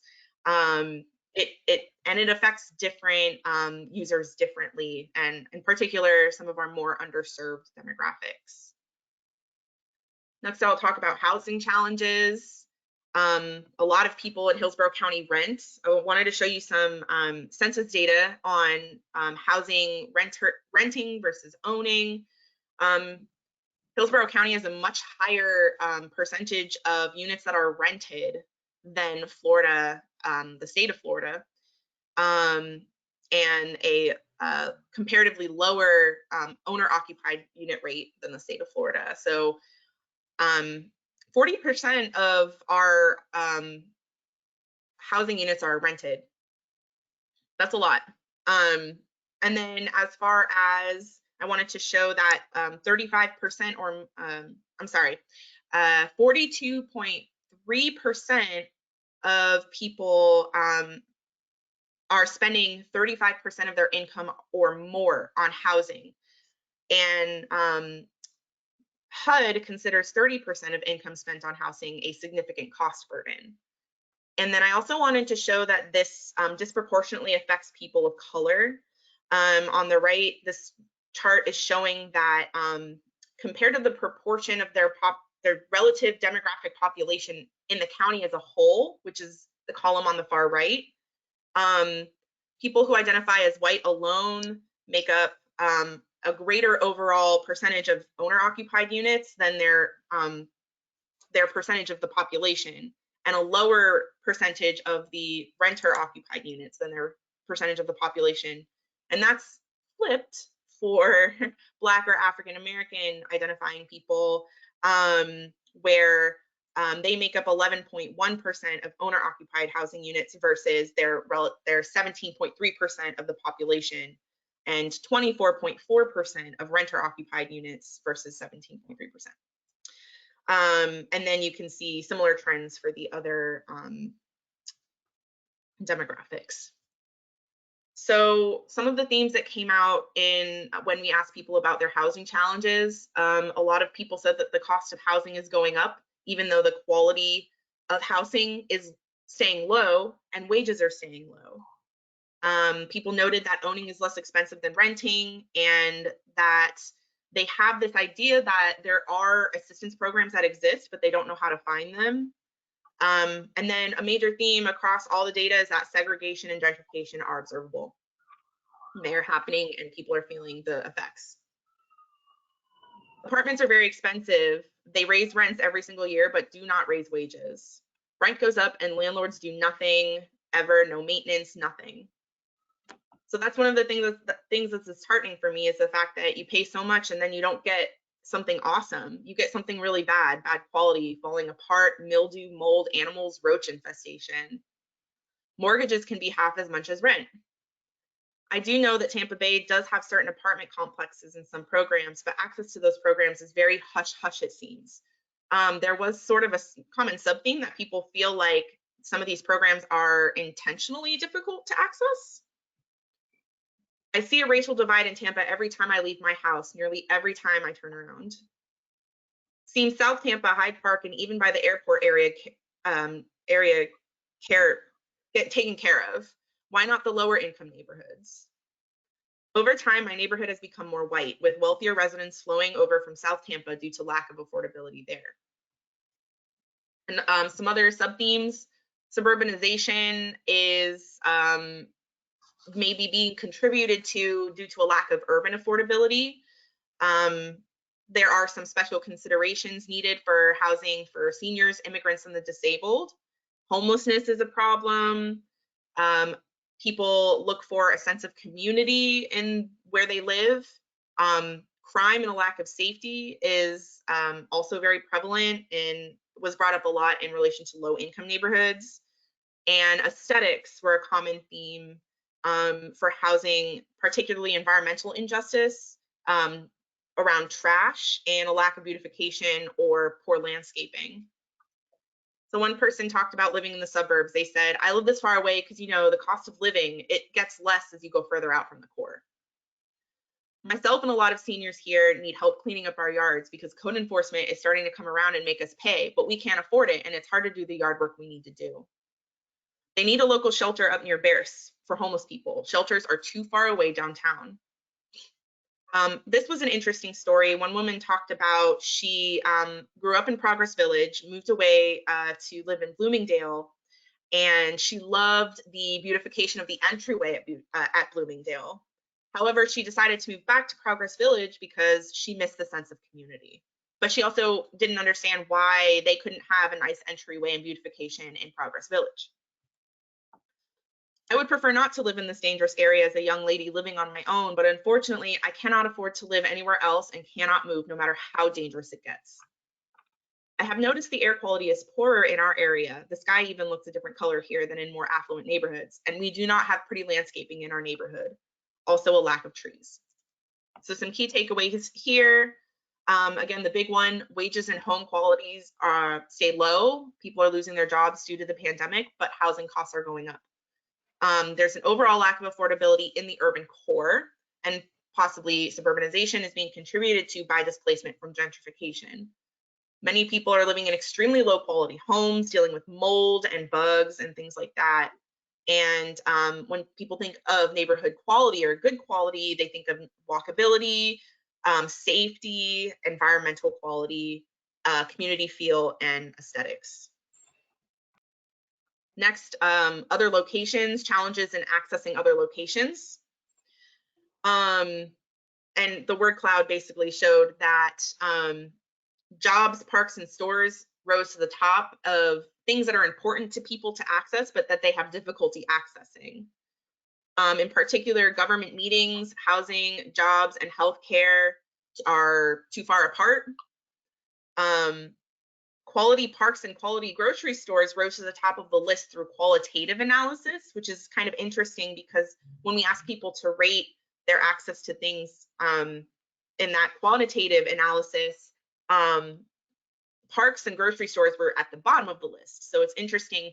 It's one reason why qualitative data analysis and methods of collecting data are so important, because we might hear a different story that way. So a lack of walkability, bikeability, and public transit to parks was a major theme, as well as food deserts. And when people talked about retail grocery stores, Walmart was mentioned a lot. And the quality of items at Walmart. And then some additional places that weren't on the matrix that people brought up were entertainment, banks, and childcare. And then one of the major themes under challenges to accessing other locations is people said that all the good stuff is in affluent white neighborhoods. There are no jobs here. People have to drive out of town for those. Clinics and doctors' offices are not walkable, and you must drive to access them. I've noticed there are certain parks that I would love to get to, but because of how distant and far apart they are, they're practically inaccessible without a car. And as a bike rider, that puts me at a disadvantage because there are some days you just want to leave the car behind and just ride the bike instead. The kids have to play in the street. There are no neighborhood parks where they can go and play. The food around here is not always good quality. The Walmart here is considered ghetto. Sometimes they're out of fresh produce or gone bad. But when we drive to the Dale Mabry Walmart, there's a noticeable difference of the quality and quantity. We do not have sidewalks near our complex, and that makes it very dangerous for us to walk to the bus stop. And I think that if we lived in a higher income area, that we would not have that issue. We would have more facilities. So finally, some challenges around accessing public engagement. I grouped these into 3 sub-themes. Those 3 sub-themes are that there's a negative perception of government overall. People have difficulty accessing meetings and services due to a variety of factors with the location and accessibility of the meetings themselves. And 3, there's a lack of understanding of government planning and processes. In this chart, this is a chart of the themes that arose and the number of references coded to those themes.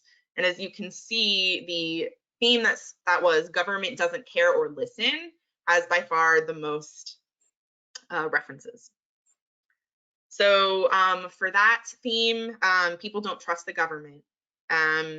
There seems to be a lack of communication. People don't feel heard.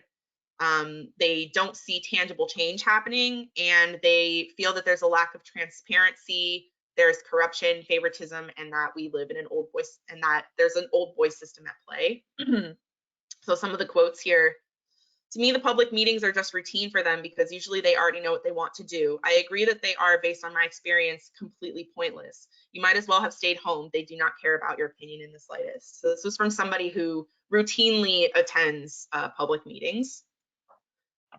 Our old pastor from St. Paul Church, New St. Paul Church, put together a petition, and so many people from the neighborhood signed it. She tried to get it to our representatives, but no one would listen. So again, people who have tried to interact with the government who just didn't see it going anywhere. Our neighborhood had no idea that Gadsden Park was about to become a water ski park. It went through multiple levels of local government and almost nobody knew about it. We only hear from members of the county when it's time to vote. It is a poor neighborhood and a food desert, neglected by community leaders since mostly Black people have traditionally lived in Old West Tampa. That's because there's a bureaucracy behind the politicians. I also believe there's an old boy network, to use the phrase, if you will, in Tampa and Hillsborough County. So some transparency issues displayed here. People have difficulty accessing meetings for a variety of issues, and people don't understand the local government process, and again, sort of feel like it's pointless to go because they don't understand the process or why they're there. I was trying to get there on time in order to be a public speaker. If you don't get there on time, in time enough to sign up, guess what? Your chances of speaking is gone. And that was on the transportation catching the bus. Groups that have historically been discriminated against so often have to work hours that interfere with their ability to be involved in community planning and engagement, or they have to work more than one job. That interferes. Local governments think in English. Dade County, Florida, all documents are available in multiple languages. Governments in Hillsborough County should be proactive in reaching to the whole community and not just to residents who are easy to reach. Did you ever think that the reason these residents don't come to the meetings is because they don't understand the language? Why isn't there someone there who maybe they don't know what rezoning means or what land use is talking about? I would love to go to meetings like that, but I also don't know how that happens, where they are, how to join them, anything like that. I just don't even know where to start looking. So again, like time of day, how are we advertising the fact that meetings are happening?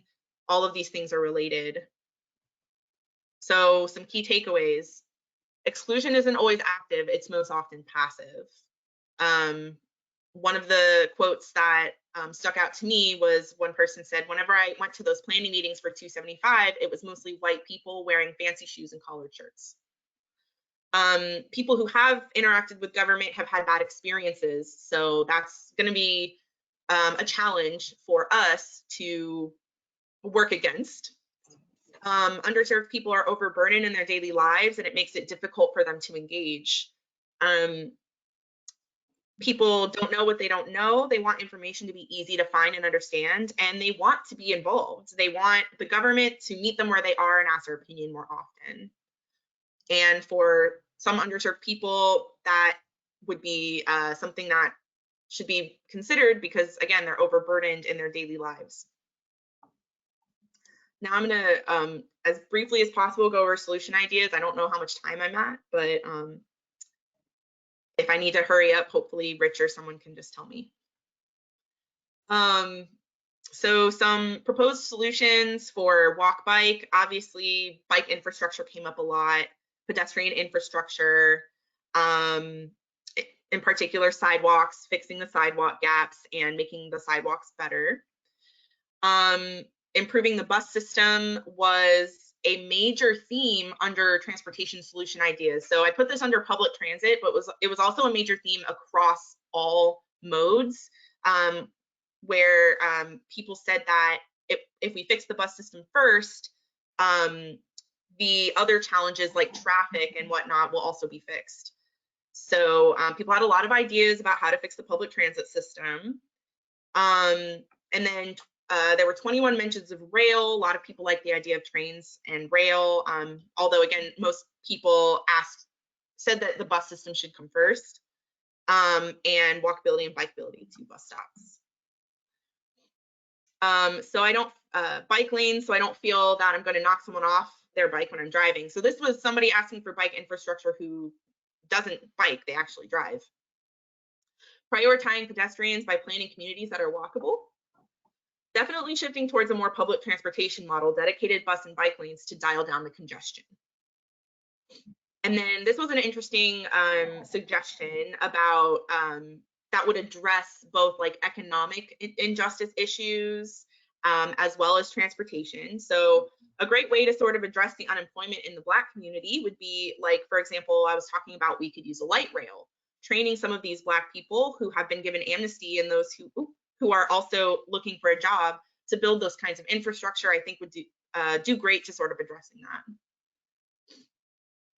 that. Some solution ideas around around driving, kind of like the main one was to de-emphasize driving in general. A couple people actually mentioned tearing down the highway, like what Rich talked about earlier. And a few people also mentioned that widening roads does not work to help anybody, to help drivers.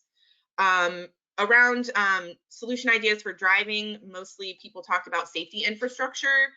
Speed bumps was mentioned 59 times, which was fascinating. Speed bumps were a very popular suggestion. And then solutions around construction policies, like giving people proper notice about when construction is going to happen and how long it's going to take and how people can safely navigate around construction. And finally, safe routes to school, both infrastructure to schools being invested in, but also investing in low-income area schools so that kids don't have to go so far away to get to school would improve transportation. So this quote was about some justice or equity reasons to consider relooking at the highway. When we looked at the earlier presentation about what happened with the highways, it was deliberate that they would get rid of African American or Black or low income areas, and that created a lot of destruction. We must invest in public transit even more than our investment in highways. Tear down the highway, remove the highway system, you can get all the green space you want. Speed bumps desperately needed. Almost all of the problems we face as a neighborhood would be solved if we had speed bumps put in. We know this neighborhood has had many accidents, and unfortunately, it's only a matter of time before a child or pedestrian will be hit by a car. In North Carolina, you never see any road crews working on the road in the daytime. They always work at night. Here in Hillsborough County, they close the road down whenever they want. Put funding into neighborhood schools instead of busing kids to other areas. So some solutions that were proposed around housing, kind of a major theme was that people want revitalization, not gentrification. A lot of policies were recommended that allow people to stay in their communities and actually benefit from the infrastructure investments and the wealth that is generated from positive changes rather than being unwillingly displaced. Another major theme was to deter suburbanization. Making rent more affordable in the dense urban cores would help with that. Encouraging walkability and density, in particular transit-oriented development, to improve neighborhoods, and protecting renters through a variety of policies. The most popular policies were a rent cap or rent freeze, as well as first-time homebuyers assistance programs, and to better advertise programs and decision-making processes so people can access affordable housing.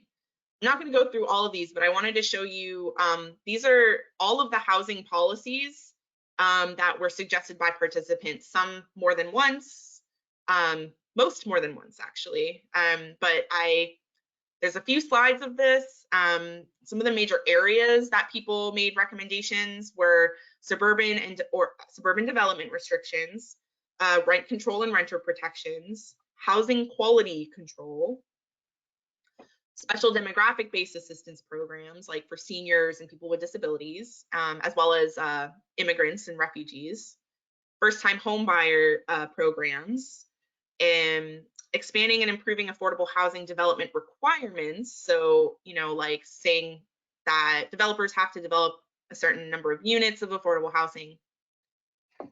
Some zoning ideas, some ideas to regulate private development more creatively, some county program ideas, and just changing housing priorities as well was suggested. And we're almost to the end here. Some solution ideas around public engagement. First of all, probably the biggest theme here was people want government to go to them, in particular, to do more field and street outreach. People like virtual engagement, but in particular want hybrid engagement, so they have options. Plus, some people don't have access to internet. Even though virtual and internet access does expand access to a lot of people.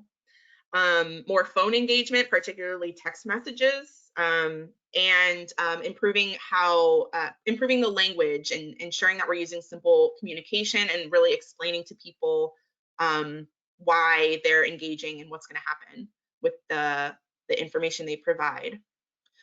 Come down to the people, visit the neighborhoods, walk the streets, ask them what they need, what they want. What would you like to see? That's why I'm here, because that's what happened, and I was so glad to see that, because a lot of things in the Black neighborhood, that's an incomplete sentence. This was from somebody who participated in a focus group, who was recruited to the focus group through door-to-door outreach. With access to the internet, influence over political power is easier. We want to be aware of what's happening in our community and what resources are available to us. They shouldn't be so hidden from us that we can't find them. We need you to really try and contact us and let us know about meetings that we can attend. Send us flyers, emails, call, text, put up signs and programs on the TV. We desperately need representation at these meetings, and it is not happening because there is not enough effort on your side to get us engaged, not because we don't want to. If there's a meeting we need to go to, we would all know about the meeting. We would all understand the role that we could play in that meeting. We would all understand the political influence, and we could wield that if we could attend that meeting. And then some themes around interactional justice. So providing more trainings to staff on diversity, inclusion, and some demographic and identity specific access issues, which we've actually already started. We did an Islam 101 training a few weeks ago. Representation on staff, so improving underserved demographic representation on staff committees and boards. And then focusing on building relationships through community engagement. Improving meeting location and accessibility, and letting people speak for themselves through a variety of suggestions. So some of these quotes: give towards root causes, like, for example, it starts in the workplace, like training the people who are elected on issues regarding, for example, critical race theory and things of that nature. Parachuting in doesn't do the trick. There's only so much information that you can share that people can actually process.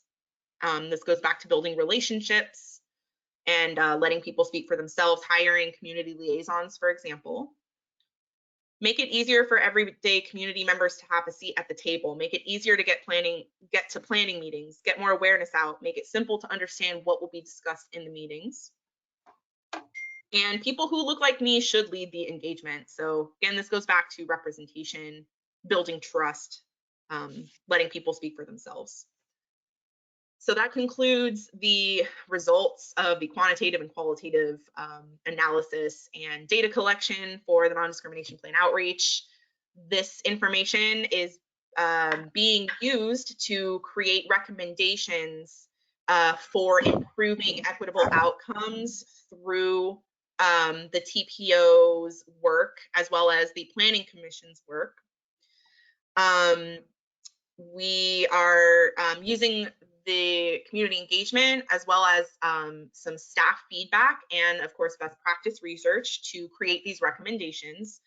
And they will be a part of the final non-discrimination plan, which we hope to have finished and will be presenting to the boards in August. We'll be presenting to you guys on August 2nd at that CAC meeting on the whole plan. So that concludes my presentation, and if anyone has any feedback or questions, I would love to hear it. You can also email me or give me a call and we can discuss further. Thank you so much. Thank you, Dana. Tremendous amount of very good information in there. I see at least 3 applause coming your way. So lots of thumbs up. Questions for Dana about the comment about the report? Questions or comments? Let me start by asking one question. Going back earlier, Dana, you had a comment on one slide that said the bus is confusing. I assume that means the bus schedule is confusing, which I certainly agree with. But is there more to that than just the bus schedule? One thing that comes to mind is people talking about when people are visiting our city, it's confusing to just come into Tampa and understand the bus system and what routes to take and how to get around. So yeah, you're right. It is very much about like navigating the routes. One thing that came up by people who use the bus system is that the routes are always changing. In fact, once when I was out doing field research, a HART employee was out there changing the number on one of the buses and putting up a sign that said that the bus stop was, being closed down, but the sign that they were putting up to indicate that there was a route change was very confusing. Like what the sign actually said was confusing. And a guy on staff was trying to explain to me what it meant, but it wasn't communicated on the sign. So there's definitely a variety of things that people found confusing. Okay, good. Thank you. Yes. Other questions from committee members? Mr. Fernandez, go ahead. Thank you, Chair. Hey, Dana. Good morning. Hi, good morning. First, on a personal note, I don't often see people doing things that they are obviously meant to do. Today, I'm watching you do something that you are obviously meant to do, and that's heartwarming. I'm very happy for you. It's nice to see you in this context doing this work. Thank you very, very much. That was one of the more informative presentations that I've seen this year.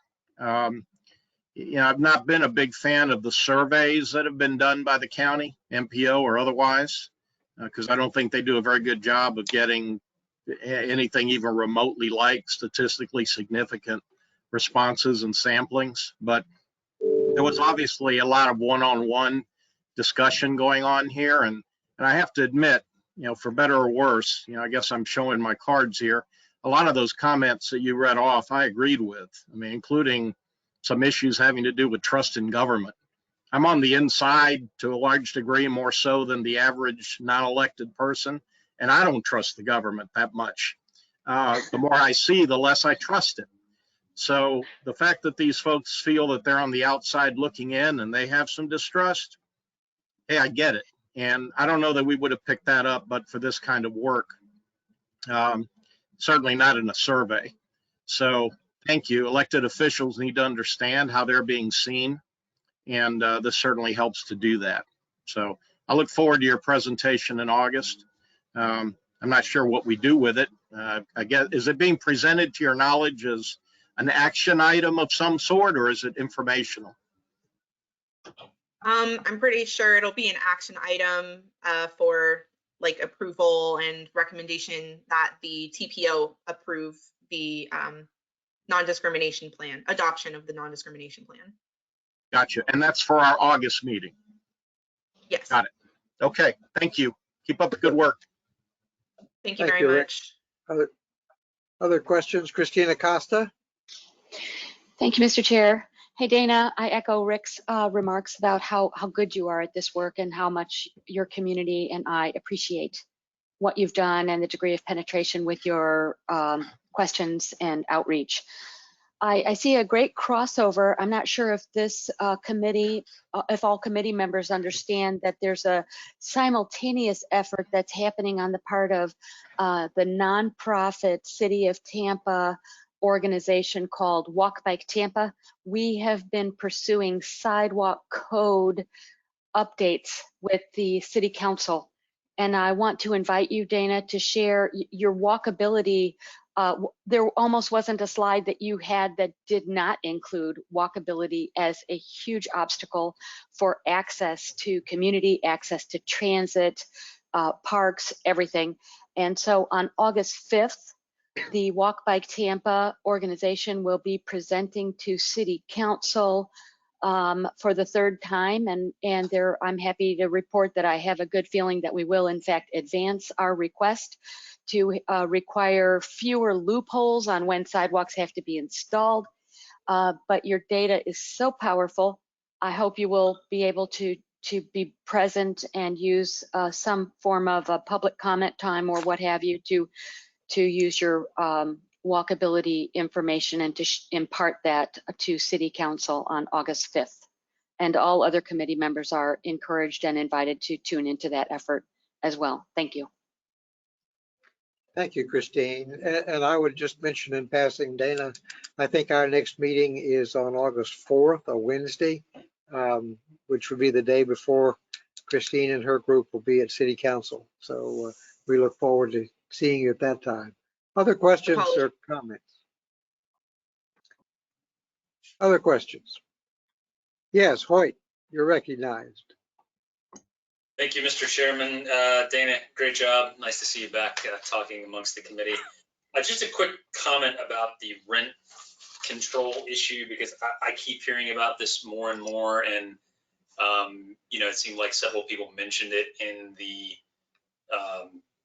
analysis. And just a point of reference that Florida essentially bans all forms of rent control and preempts municipalities and county governments from implementing them basically by default, because the way the statute was written in the 70s, and essentially all rents now would qualify as a luxury apartment building, which means you can't do any rent controls, and even if you could, it's quite a lengthy process. So I only put that out there to the extent that people were maybe wondering about that, like I did, because I've often wondered why the city or county doesn't maybe take those steps, and that question has been answered for me by the statute. So thank you, Mr. Chairman. Thank you, Hoyt. That's a good item to bring up. I appreciate you bringing that to our attention. Other questions or comments on Dana's presentation? Mr. Chair, this is Terrence. I don't have video, but I'd like to be recognized. Please, Terrence, go ahead. Hi, Dana. How you doing? Thanks for this. This was really, really awesome, informative, and I look forward to the recommendations. I've said it before, you know, with different presentations regarding public outreach, or I can't remember in particular with bus scheduling, but it would be great if there was like one app to rule them all. You know, you get notifications from the app when there's a new meeting. You know, as soon as you have it downloaded, you're never out of the loop again, pretty much.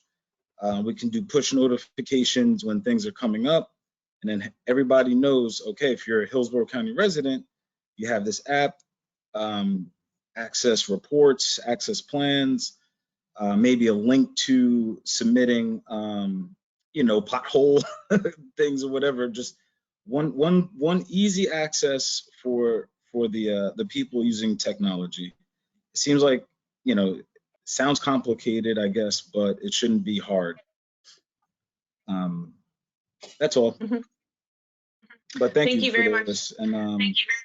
Yeah, I really look forward to the recommendations so we can put some things in action. Oh, last thing, sorry, for the recommendations piece, do you know if it's going to be from like a certain perspective, like things for government to do, or things that like local private partners can do or residents can do, like, you know, as well? That's a good question. Our recommendations are specific to what Plan Hillsborough can do, like what's in our wheelhouse. It will be for the we'll have some agency-wide recommendations, and then some pulled out specifically for the TPO and some pulled out specifically for the Planning Commission.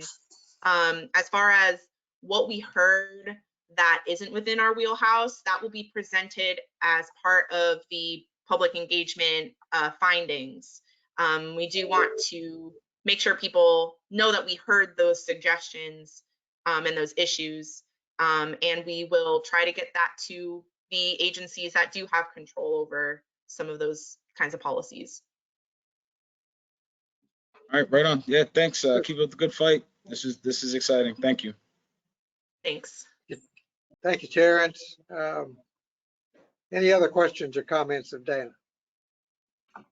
Dana, obviously your report was well received. Thanks for bringing it to us and taking the time. We look forward to seeing the recommendations in August. Thank you. All right. We'll now move to the next item on our agenda, which is the transportation demand management. Rich Clarendon is going to give us this presentation. Yeah, thank you. So actually, this was suggested by Christine Acosta, and after the agenda went out last week, she communicated to me that she was actually hoping that we could get Sarah Hendricks and Christine to maybe do a joint presentation. So I don't know if you want me to go through this today or not, but I do have up on the screen, I hope you can see, the last time Sarah, who's a researcher at Qatar, the Center for Urban Transportation Research, came to you all was a little less than 2 years ago to talk about TDM. So I can go through this now, or if we want to defer until we can get Christine and Sarah coordinate with them to maybe do something a little bit different or more involved, we can certainly do that. I'm fine either way. Are there preferences of the committee members? We certainly would welcome Sarah coming with Christine and doing a broader presentation if that's appropriate. Christine, what's your thinking? Go through it today and then circle back, or do it all at one time? I'd like to propose this for yours and the committee's approval. I'd like to do just a little bit of both. Like I see Rich's slide here, number 2, which is what is TDM. So I'd like to kind of whet the appetite for more knowledge on this subject by just going through this one slide, Rich, if you could, and then postponing until we can get Sarah live, because I noticed this is dated 2018, and I think there are some very meaningful newer examples that the committee would benefit from on how this is taking place in other communities and how it actually is resulting, I should say, these efforts, because TDM is not one single thing, but how these efforts are resulting in real mode shift elsewhere. So if that's all right, Mr. Chair, we do that, just this one slide of what is TDM, and then we'll put it on a future agenda, if that's okay. I think that's a great suggestion. It's fine with me. And Rich, if you want to walk through the background on this slide, we'd be happy to do that. Yeah, sure. So, essentially, I think what this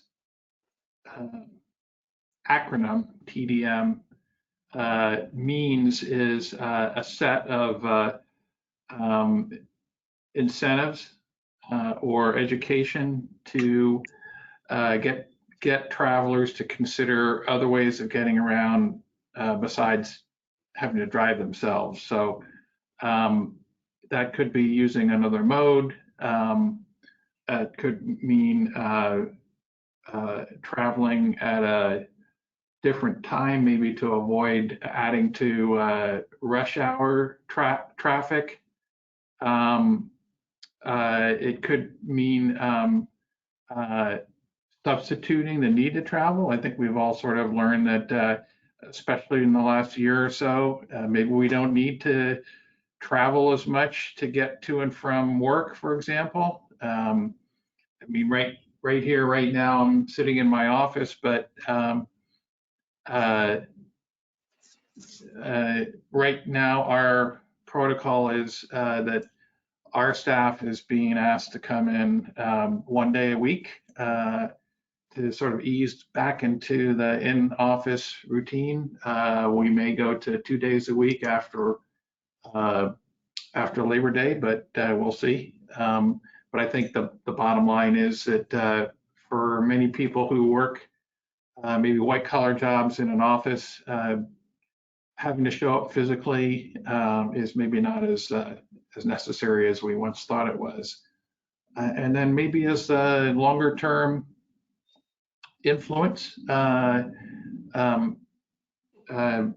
people to consider where they live and maybe what routes they can take to accomplish their daily needs, whether that be work, school, getting to and from shopping, other activities that we normally have to get out of the house and travel for. So, there are many ways to accomplish these ends, and I guess the last thing I would say is it's largely behavioral in terms of what sort of programmatic solutions can be considered. And it's sort of a complex interaction of all of the influences that make us think that we have to get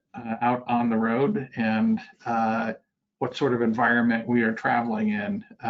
So a lot of different influences, and certainly I think Sarah and Christine can probably talk about this in a lot more informed manner than I could. I will just say one other thing, and that is that it's not like we don't have TDM in this region. We actually do have a fairly robust commuter assistance program that is largely funded by FDOT and supports things like a regional van pool program. I think there are, last time I checked, somewhere around 140 vans running around the region that have the T-BARTA logo on their sides and is available. They are available for folks who can make use of them. They're usually sponsored by T-BARTA for groups of folks who are traveling in the same direction at the same time, maybe traveling longer distances, coming down from, say, for example, Pasco or Hernando County into Hillsborough, and all work in more or less the same vicinity. So there's a bit of coordination that's involved, and there is also a cost to the user. It's subsidized from a public standpoint in terms of the actual lease of the vehicle. But again, there are folks who are a lot more knowledgeable about this than I am and can certainly talk about the particulars of that. But that's just one example of transportation demand management. Christine, I don't know if you wanted to add anything. Thanks, Rich. I think you really nailed it. Basically, transportation demand management is a methodology that pairs services with behavior modification. To use Rich's example, the van pool option. So that's a service, but the behavior modification could be positively affected if the workplace had van pool exclusive parking right in the front of the office building that the CEO or human resource talent management team celebrated, made a really big deal out of thank you to this population for not being a me in my car by myself every trip person. So it's a pairing. And I look forward to giving you all a little bit of a deeper understanding of this. Thank you. Thank you, Christine. Yeah, we'll look forward to that presentation in the future. And I would hope that to the extent you can, Christine, and with Sarah's help, make some reasonably specific recommendations on transit. Like you've just mentioned, what could we do?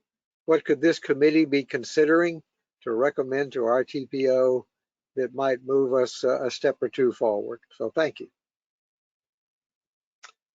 All right, we'll now move into our unfinished business. I'll recognize Rick Richmond to give us the T-BARTA CAC report. Rick, still with us?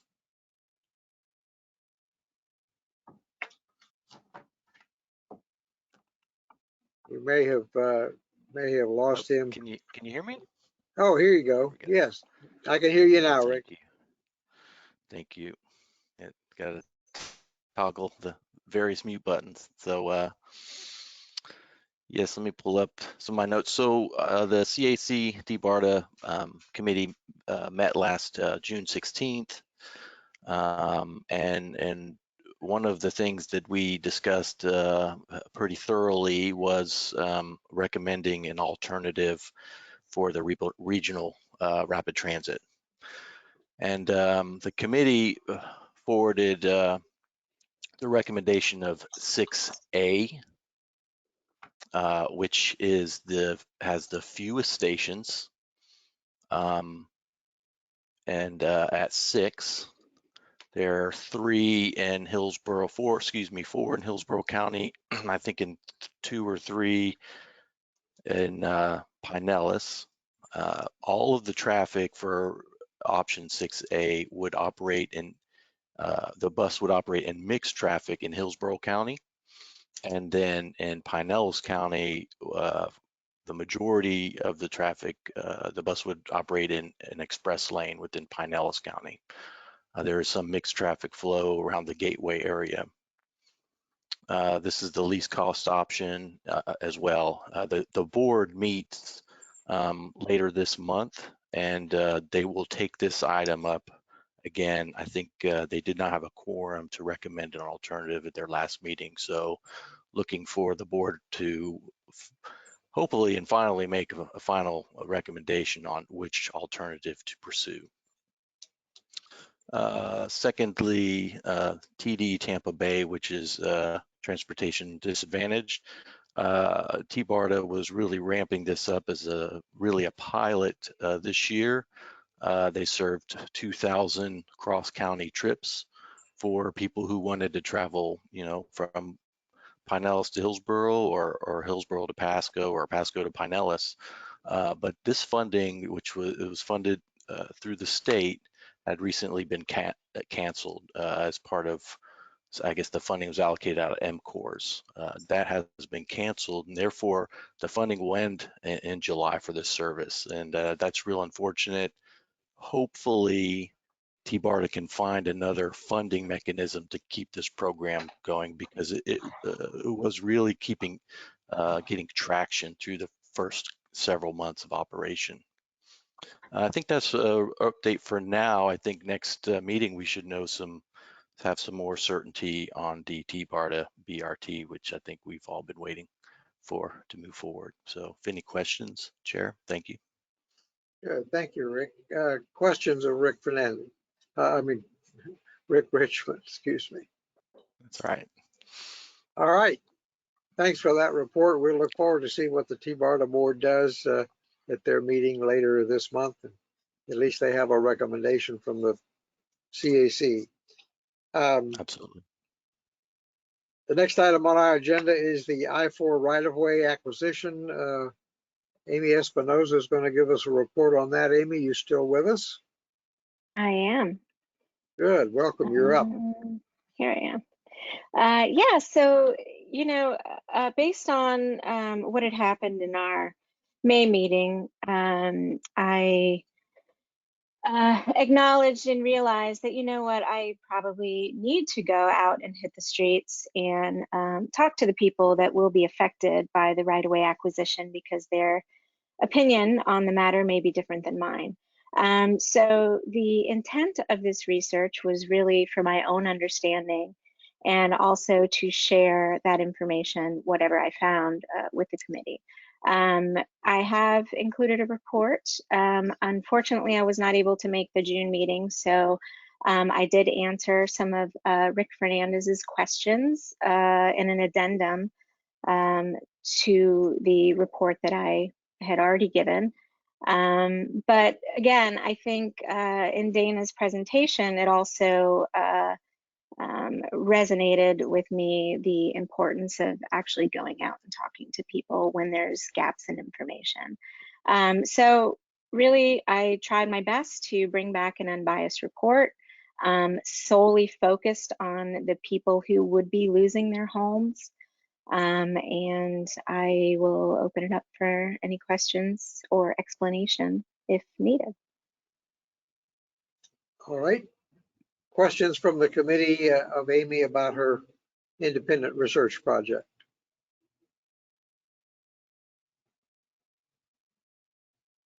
All right. I'm not seeing any hands. Amy, go ahead. The only thing that I would like to conclude is that, you know, a lot of the information that I brought forth, I think could have been provided. I think that, as I also saw in Dana's report, there is a wide gap for information architecture. And I think that if we shift our focus a little and try and anticipate what what information might be important, especially with right-of-way acquisitions and the effects of that on our population for widening a freeway, that would be really helpful. Additionally, I feel like the gap that I still have with this TIP amendment is the 2.5 million price point. In this report, I've included just a range from a professional realtors. If you add up all of the high end of the range, it's about 1.5 million. So, you know, what happens when residents push back and take FDOT to court? Like, how does that impact the amount that was asked for? I don't have that information still, and I'm interested in how that price point is decided when appraisals haven't even been done. So that's one thing. If we can have an additional report, I know this is kind of members' interest as well, but that's a gap that I really would like to understand. Secondly, to Rick Fernandez's point about rehabbing homes that are owned by FDOT, the list that was included in the 2020, I'm sorry, I don't remember the name of the actual report, but there's a list of homes in there that are options or acceptable alternatives for people who might be losing their home. Like, there's no indication of how many of those are actually owned by FDOT that are on the market.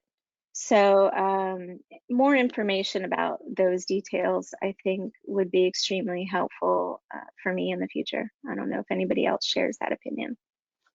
Okay. Rich Clarendon, comment? Yeah, it's not really a comment, but just for the committee's information, we have coordinated with FDOT, District 7, the local office, to see if we could arrange a briefing for the committee on the right-of-way acquisition process and eminent domain procedures. And I think that's scheduled for your next meeting. So hopefully, you know, we can answer some of these questions, or at least kind of outline for you what normally happens, I guess, when the state or the county has to acquire right away from private owners, as well as sort of relocation policies and programs for not just owners, but occupants, whether they own the place or not. Rich, I think that would be a hugely welcome presentation for this committee. I mean, we've discussed right-of-way acquisition at most of our last few meetings. It's a continuing issue. I would also ask you to provide assistance to Amy, if possible, to help her acquire the appraisals that may have been done with regard to these properties that were acquired. Amy, if you're having trouble getting them, let's call on staff to help us, because certainly I have to believe that they're a matter of public record from the DOT. So Yeah, yes. I was told that appraisals had not been done yet. Okay. So if that could be wrong, I'm not sure. Again, this wasn't very in-depth research, but my understanding is that there were no appraisals at this point. Okay, well, if there are none, there are none.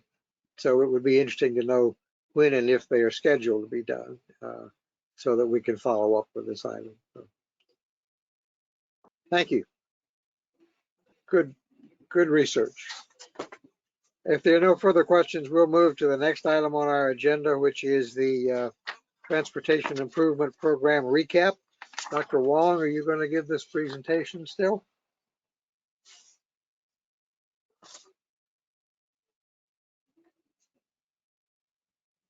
We can't hear you.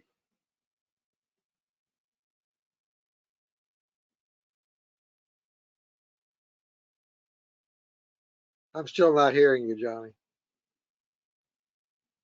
think he may be in a location that has spotty Wi-Fi.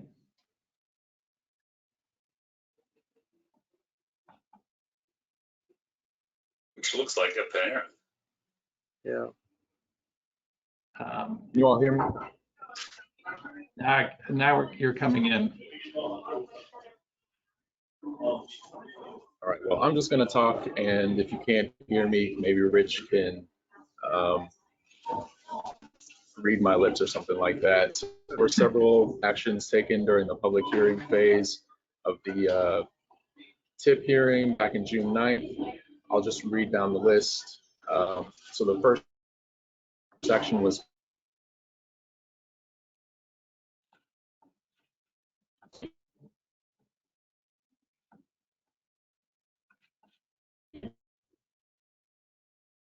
I think we may have lost him.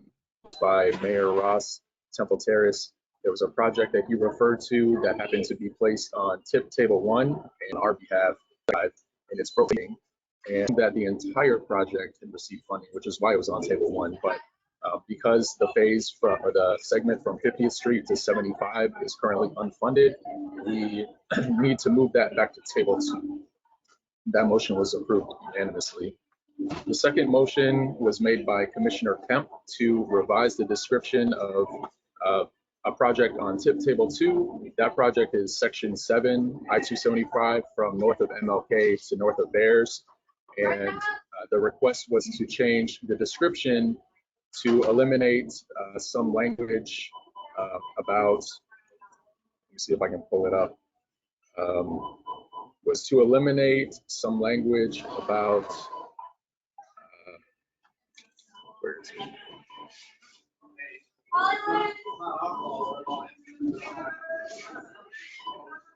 About constructing an additional lane, and her request was to delete that line and just have it say construct noise walls instead. The third motion was made by Commissioner Kemp as well, and she asked to move a project that was in the Smart Cities Investment Program and was ranked at the bottom due to lack of available data, and move that toward the top of the list. So the specific project is about park scheduling software that was at the very bottom of the Smart Cities program, and she asked us to move that to the very top. So that was done.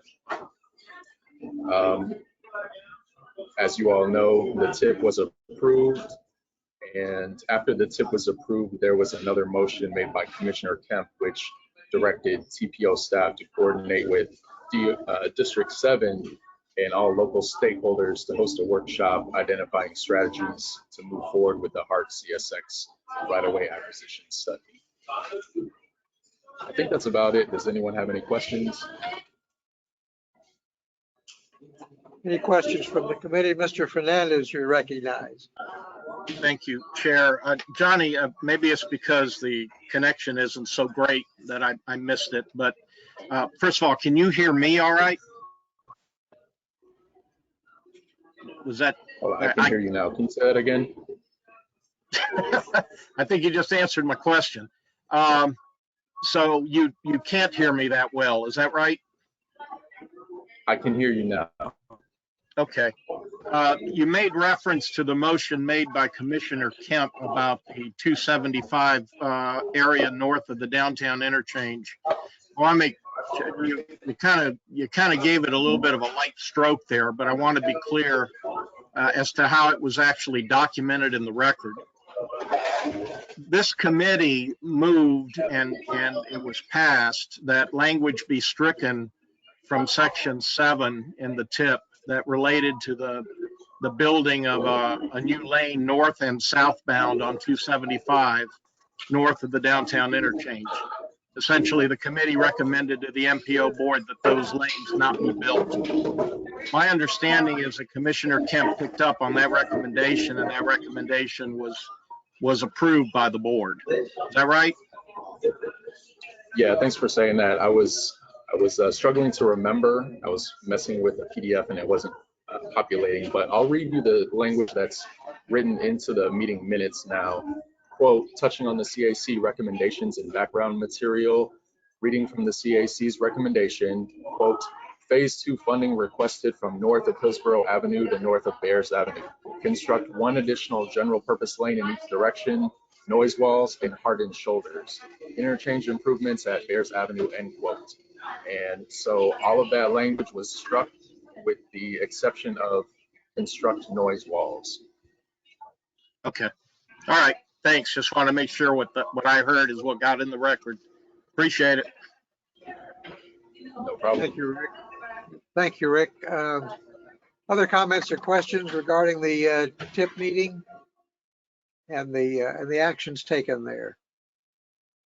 Johnny, thanks for bringing this to us. We appreciate it. Sorry for the communication difficulties, but we heard most of it. Anytime. Sorry about that. No problem. Thank you.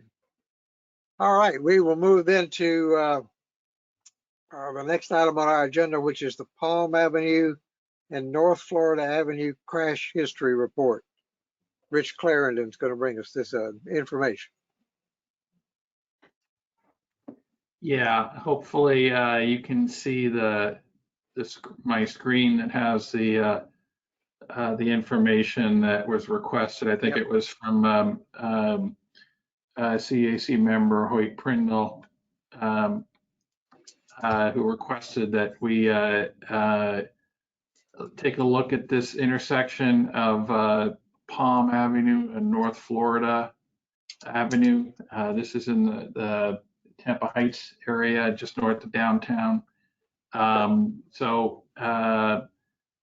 Johnny and Vishaka did dig into the crash database, and it showed that from 2011 to 2021, so a 10-year period, there were 61 crashes recorded. And of those, 4 involved pedestrians, 2 involved bicyclists, 1 resulted in an incapacitating injury, and there was 1 fatality. That is the statistics that we have on it, and if there are other questions, I'll try to answer them. Questions about this report for Rich or comments? Hoyt, if you brought this issue forward, does that help satisfy your question? Yes, I appreciate Rich having a good memory and taking the time to pull this data. And, certainly this is, to me, a shocking number of crashes for what is not a particularly large or significant intersection. So I just appreciate getting the data. That's quite shocking to me that many crashes occurred over that period of time. Thank you. Okay. Thanks for raising the issue. Christina Costa, you recognize. Thank you. Hoyt, forgive me, I can't remember the circumstances that prompted you to ask for this data, but I would like to share with the committee, for those of you who are not intimately familiar with this intersection, it is less than half a mile from Armature Works on the river, and is therefore, Palm Avenue is a critical connector between Ybor City and the Riverwalk, and all that affords our community now in terms of quality of life and enjoyment of venues, space, public space. It's a really important area, and these crashes reflect a very large, a very high dollar amount, of course, beyond the human impact, but crashes cost our community a ton of money. And I think it's important always to consider what were the property value, what does this cost holistically, and without dismissing or not including, the cost of property damage and damage to individual, cars, just everything that happens when there's a crash. So I wanted to chime in on that. And Hoyt, could you just remind us what the purpose of illuminating how awful this intersection is? Well, the purpose was, I don't know if I fit into those 61 crashes, but I myself was hit by someone at that intersection at the beginning of June, and ended up, somebody tried to turn left in the center lane and then knocked me over onto the Wise property, and took out their metal gate there. So, and my girlfriend had almost had an accident at that same intersection not too long before. So and then when the police came, they said that it was just like a common occurrence that intersection was always having crashes. So I was very curious regarding the data on that.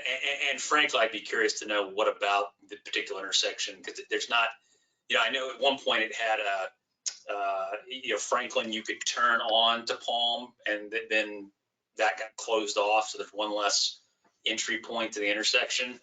But I would be curious to see whether it be signal timing or just people's general speeds on Florida, what makes that intersection so crash prone. Thank you for that reminder, and I'm so glad that you are here still to talk to us about it. And I would have to say the vehicular speed is an enormous contributor on Florida Avenue, all one-way streets. Most cities are trying to undo their one-way street patterns. As well, it takes a ton of time because they are state roads. So thanks for illuminating this one intersection. Sadly, there are many, many like this in our community. Thank you. All right. Sharon, you're recognized. We can't hear you.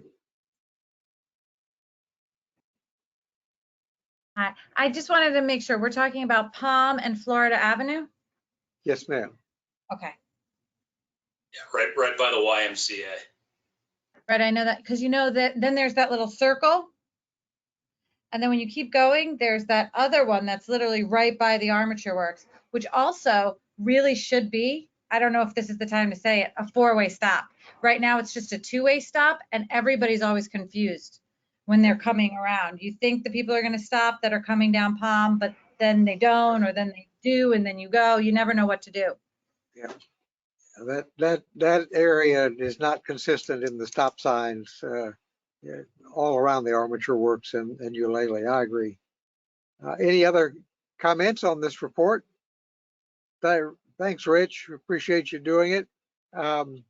Is there any other new business to come before the committee? Had a good discussion this morning. I don't see any hands, Rich. Do you? Yes, Christine. Thanks. Sorry to be so time consuming today, but one of our attachments, our addendums to this meeting was something called the Hillsborough MPO Mobility Profile. And I'd like to elevate that to actual committee review. I've got a lot of questions and want to illuminate some data opportunities that are reflected in that. So rather than take any time on that right now, I just would like to escalate that to a real talking subject next meeting or the one after. Thank you. Okay, we'll add that to our members' interest request for future meetings. Anything else? So our next meeting in August is on August 4th. Rich, will we be able to meet in person at that meeting yet? That is the idea. Okay. As you know, we have been meeting sort of in a hybrid fashion, meaning we try to get a minimum number needed for an in-person quorum, and other folks can tune in virtually. We're not sure if that's going to be allowable going forward, or with the lifting of the emergency executive orders, whether it means we're going to have to meet as a full committee, not just a minimum quorum. So we're trying to sort that out. In any event, I think in order to conduct business, we will need to have some people present in the Planned Hillsborough room per normal. And so stay tuned. We'll try to make sure everybody's fully informed, and hopefully we can get the requisite number of folks there. Good, thank you. Well, there being no further business, no further hands raised, hopefully next month we can meet in person or at least have a quorum to take action. Thank you all for taking your time and participating in the committee meeting this morning. I'm really glad we had this good discussion. If there's no further business, the meeting is now adjourned. Thank you. Compliments to all about how efficiently this meeting ran. Thanks, Lloyd. Ditto. Thank you, Chairman Roberts.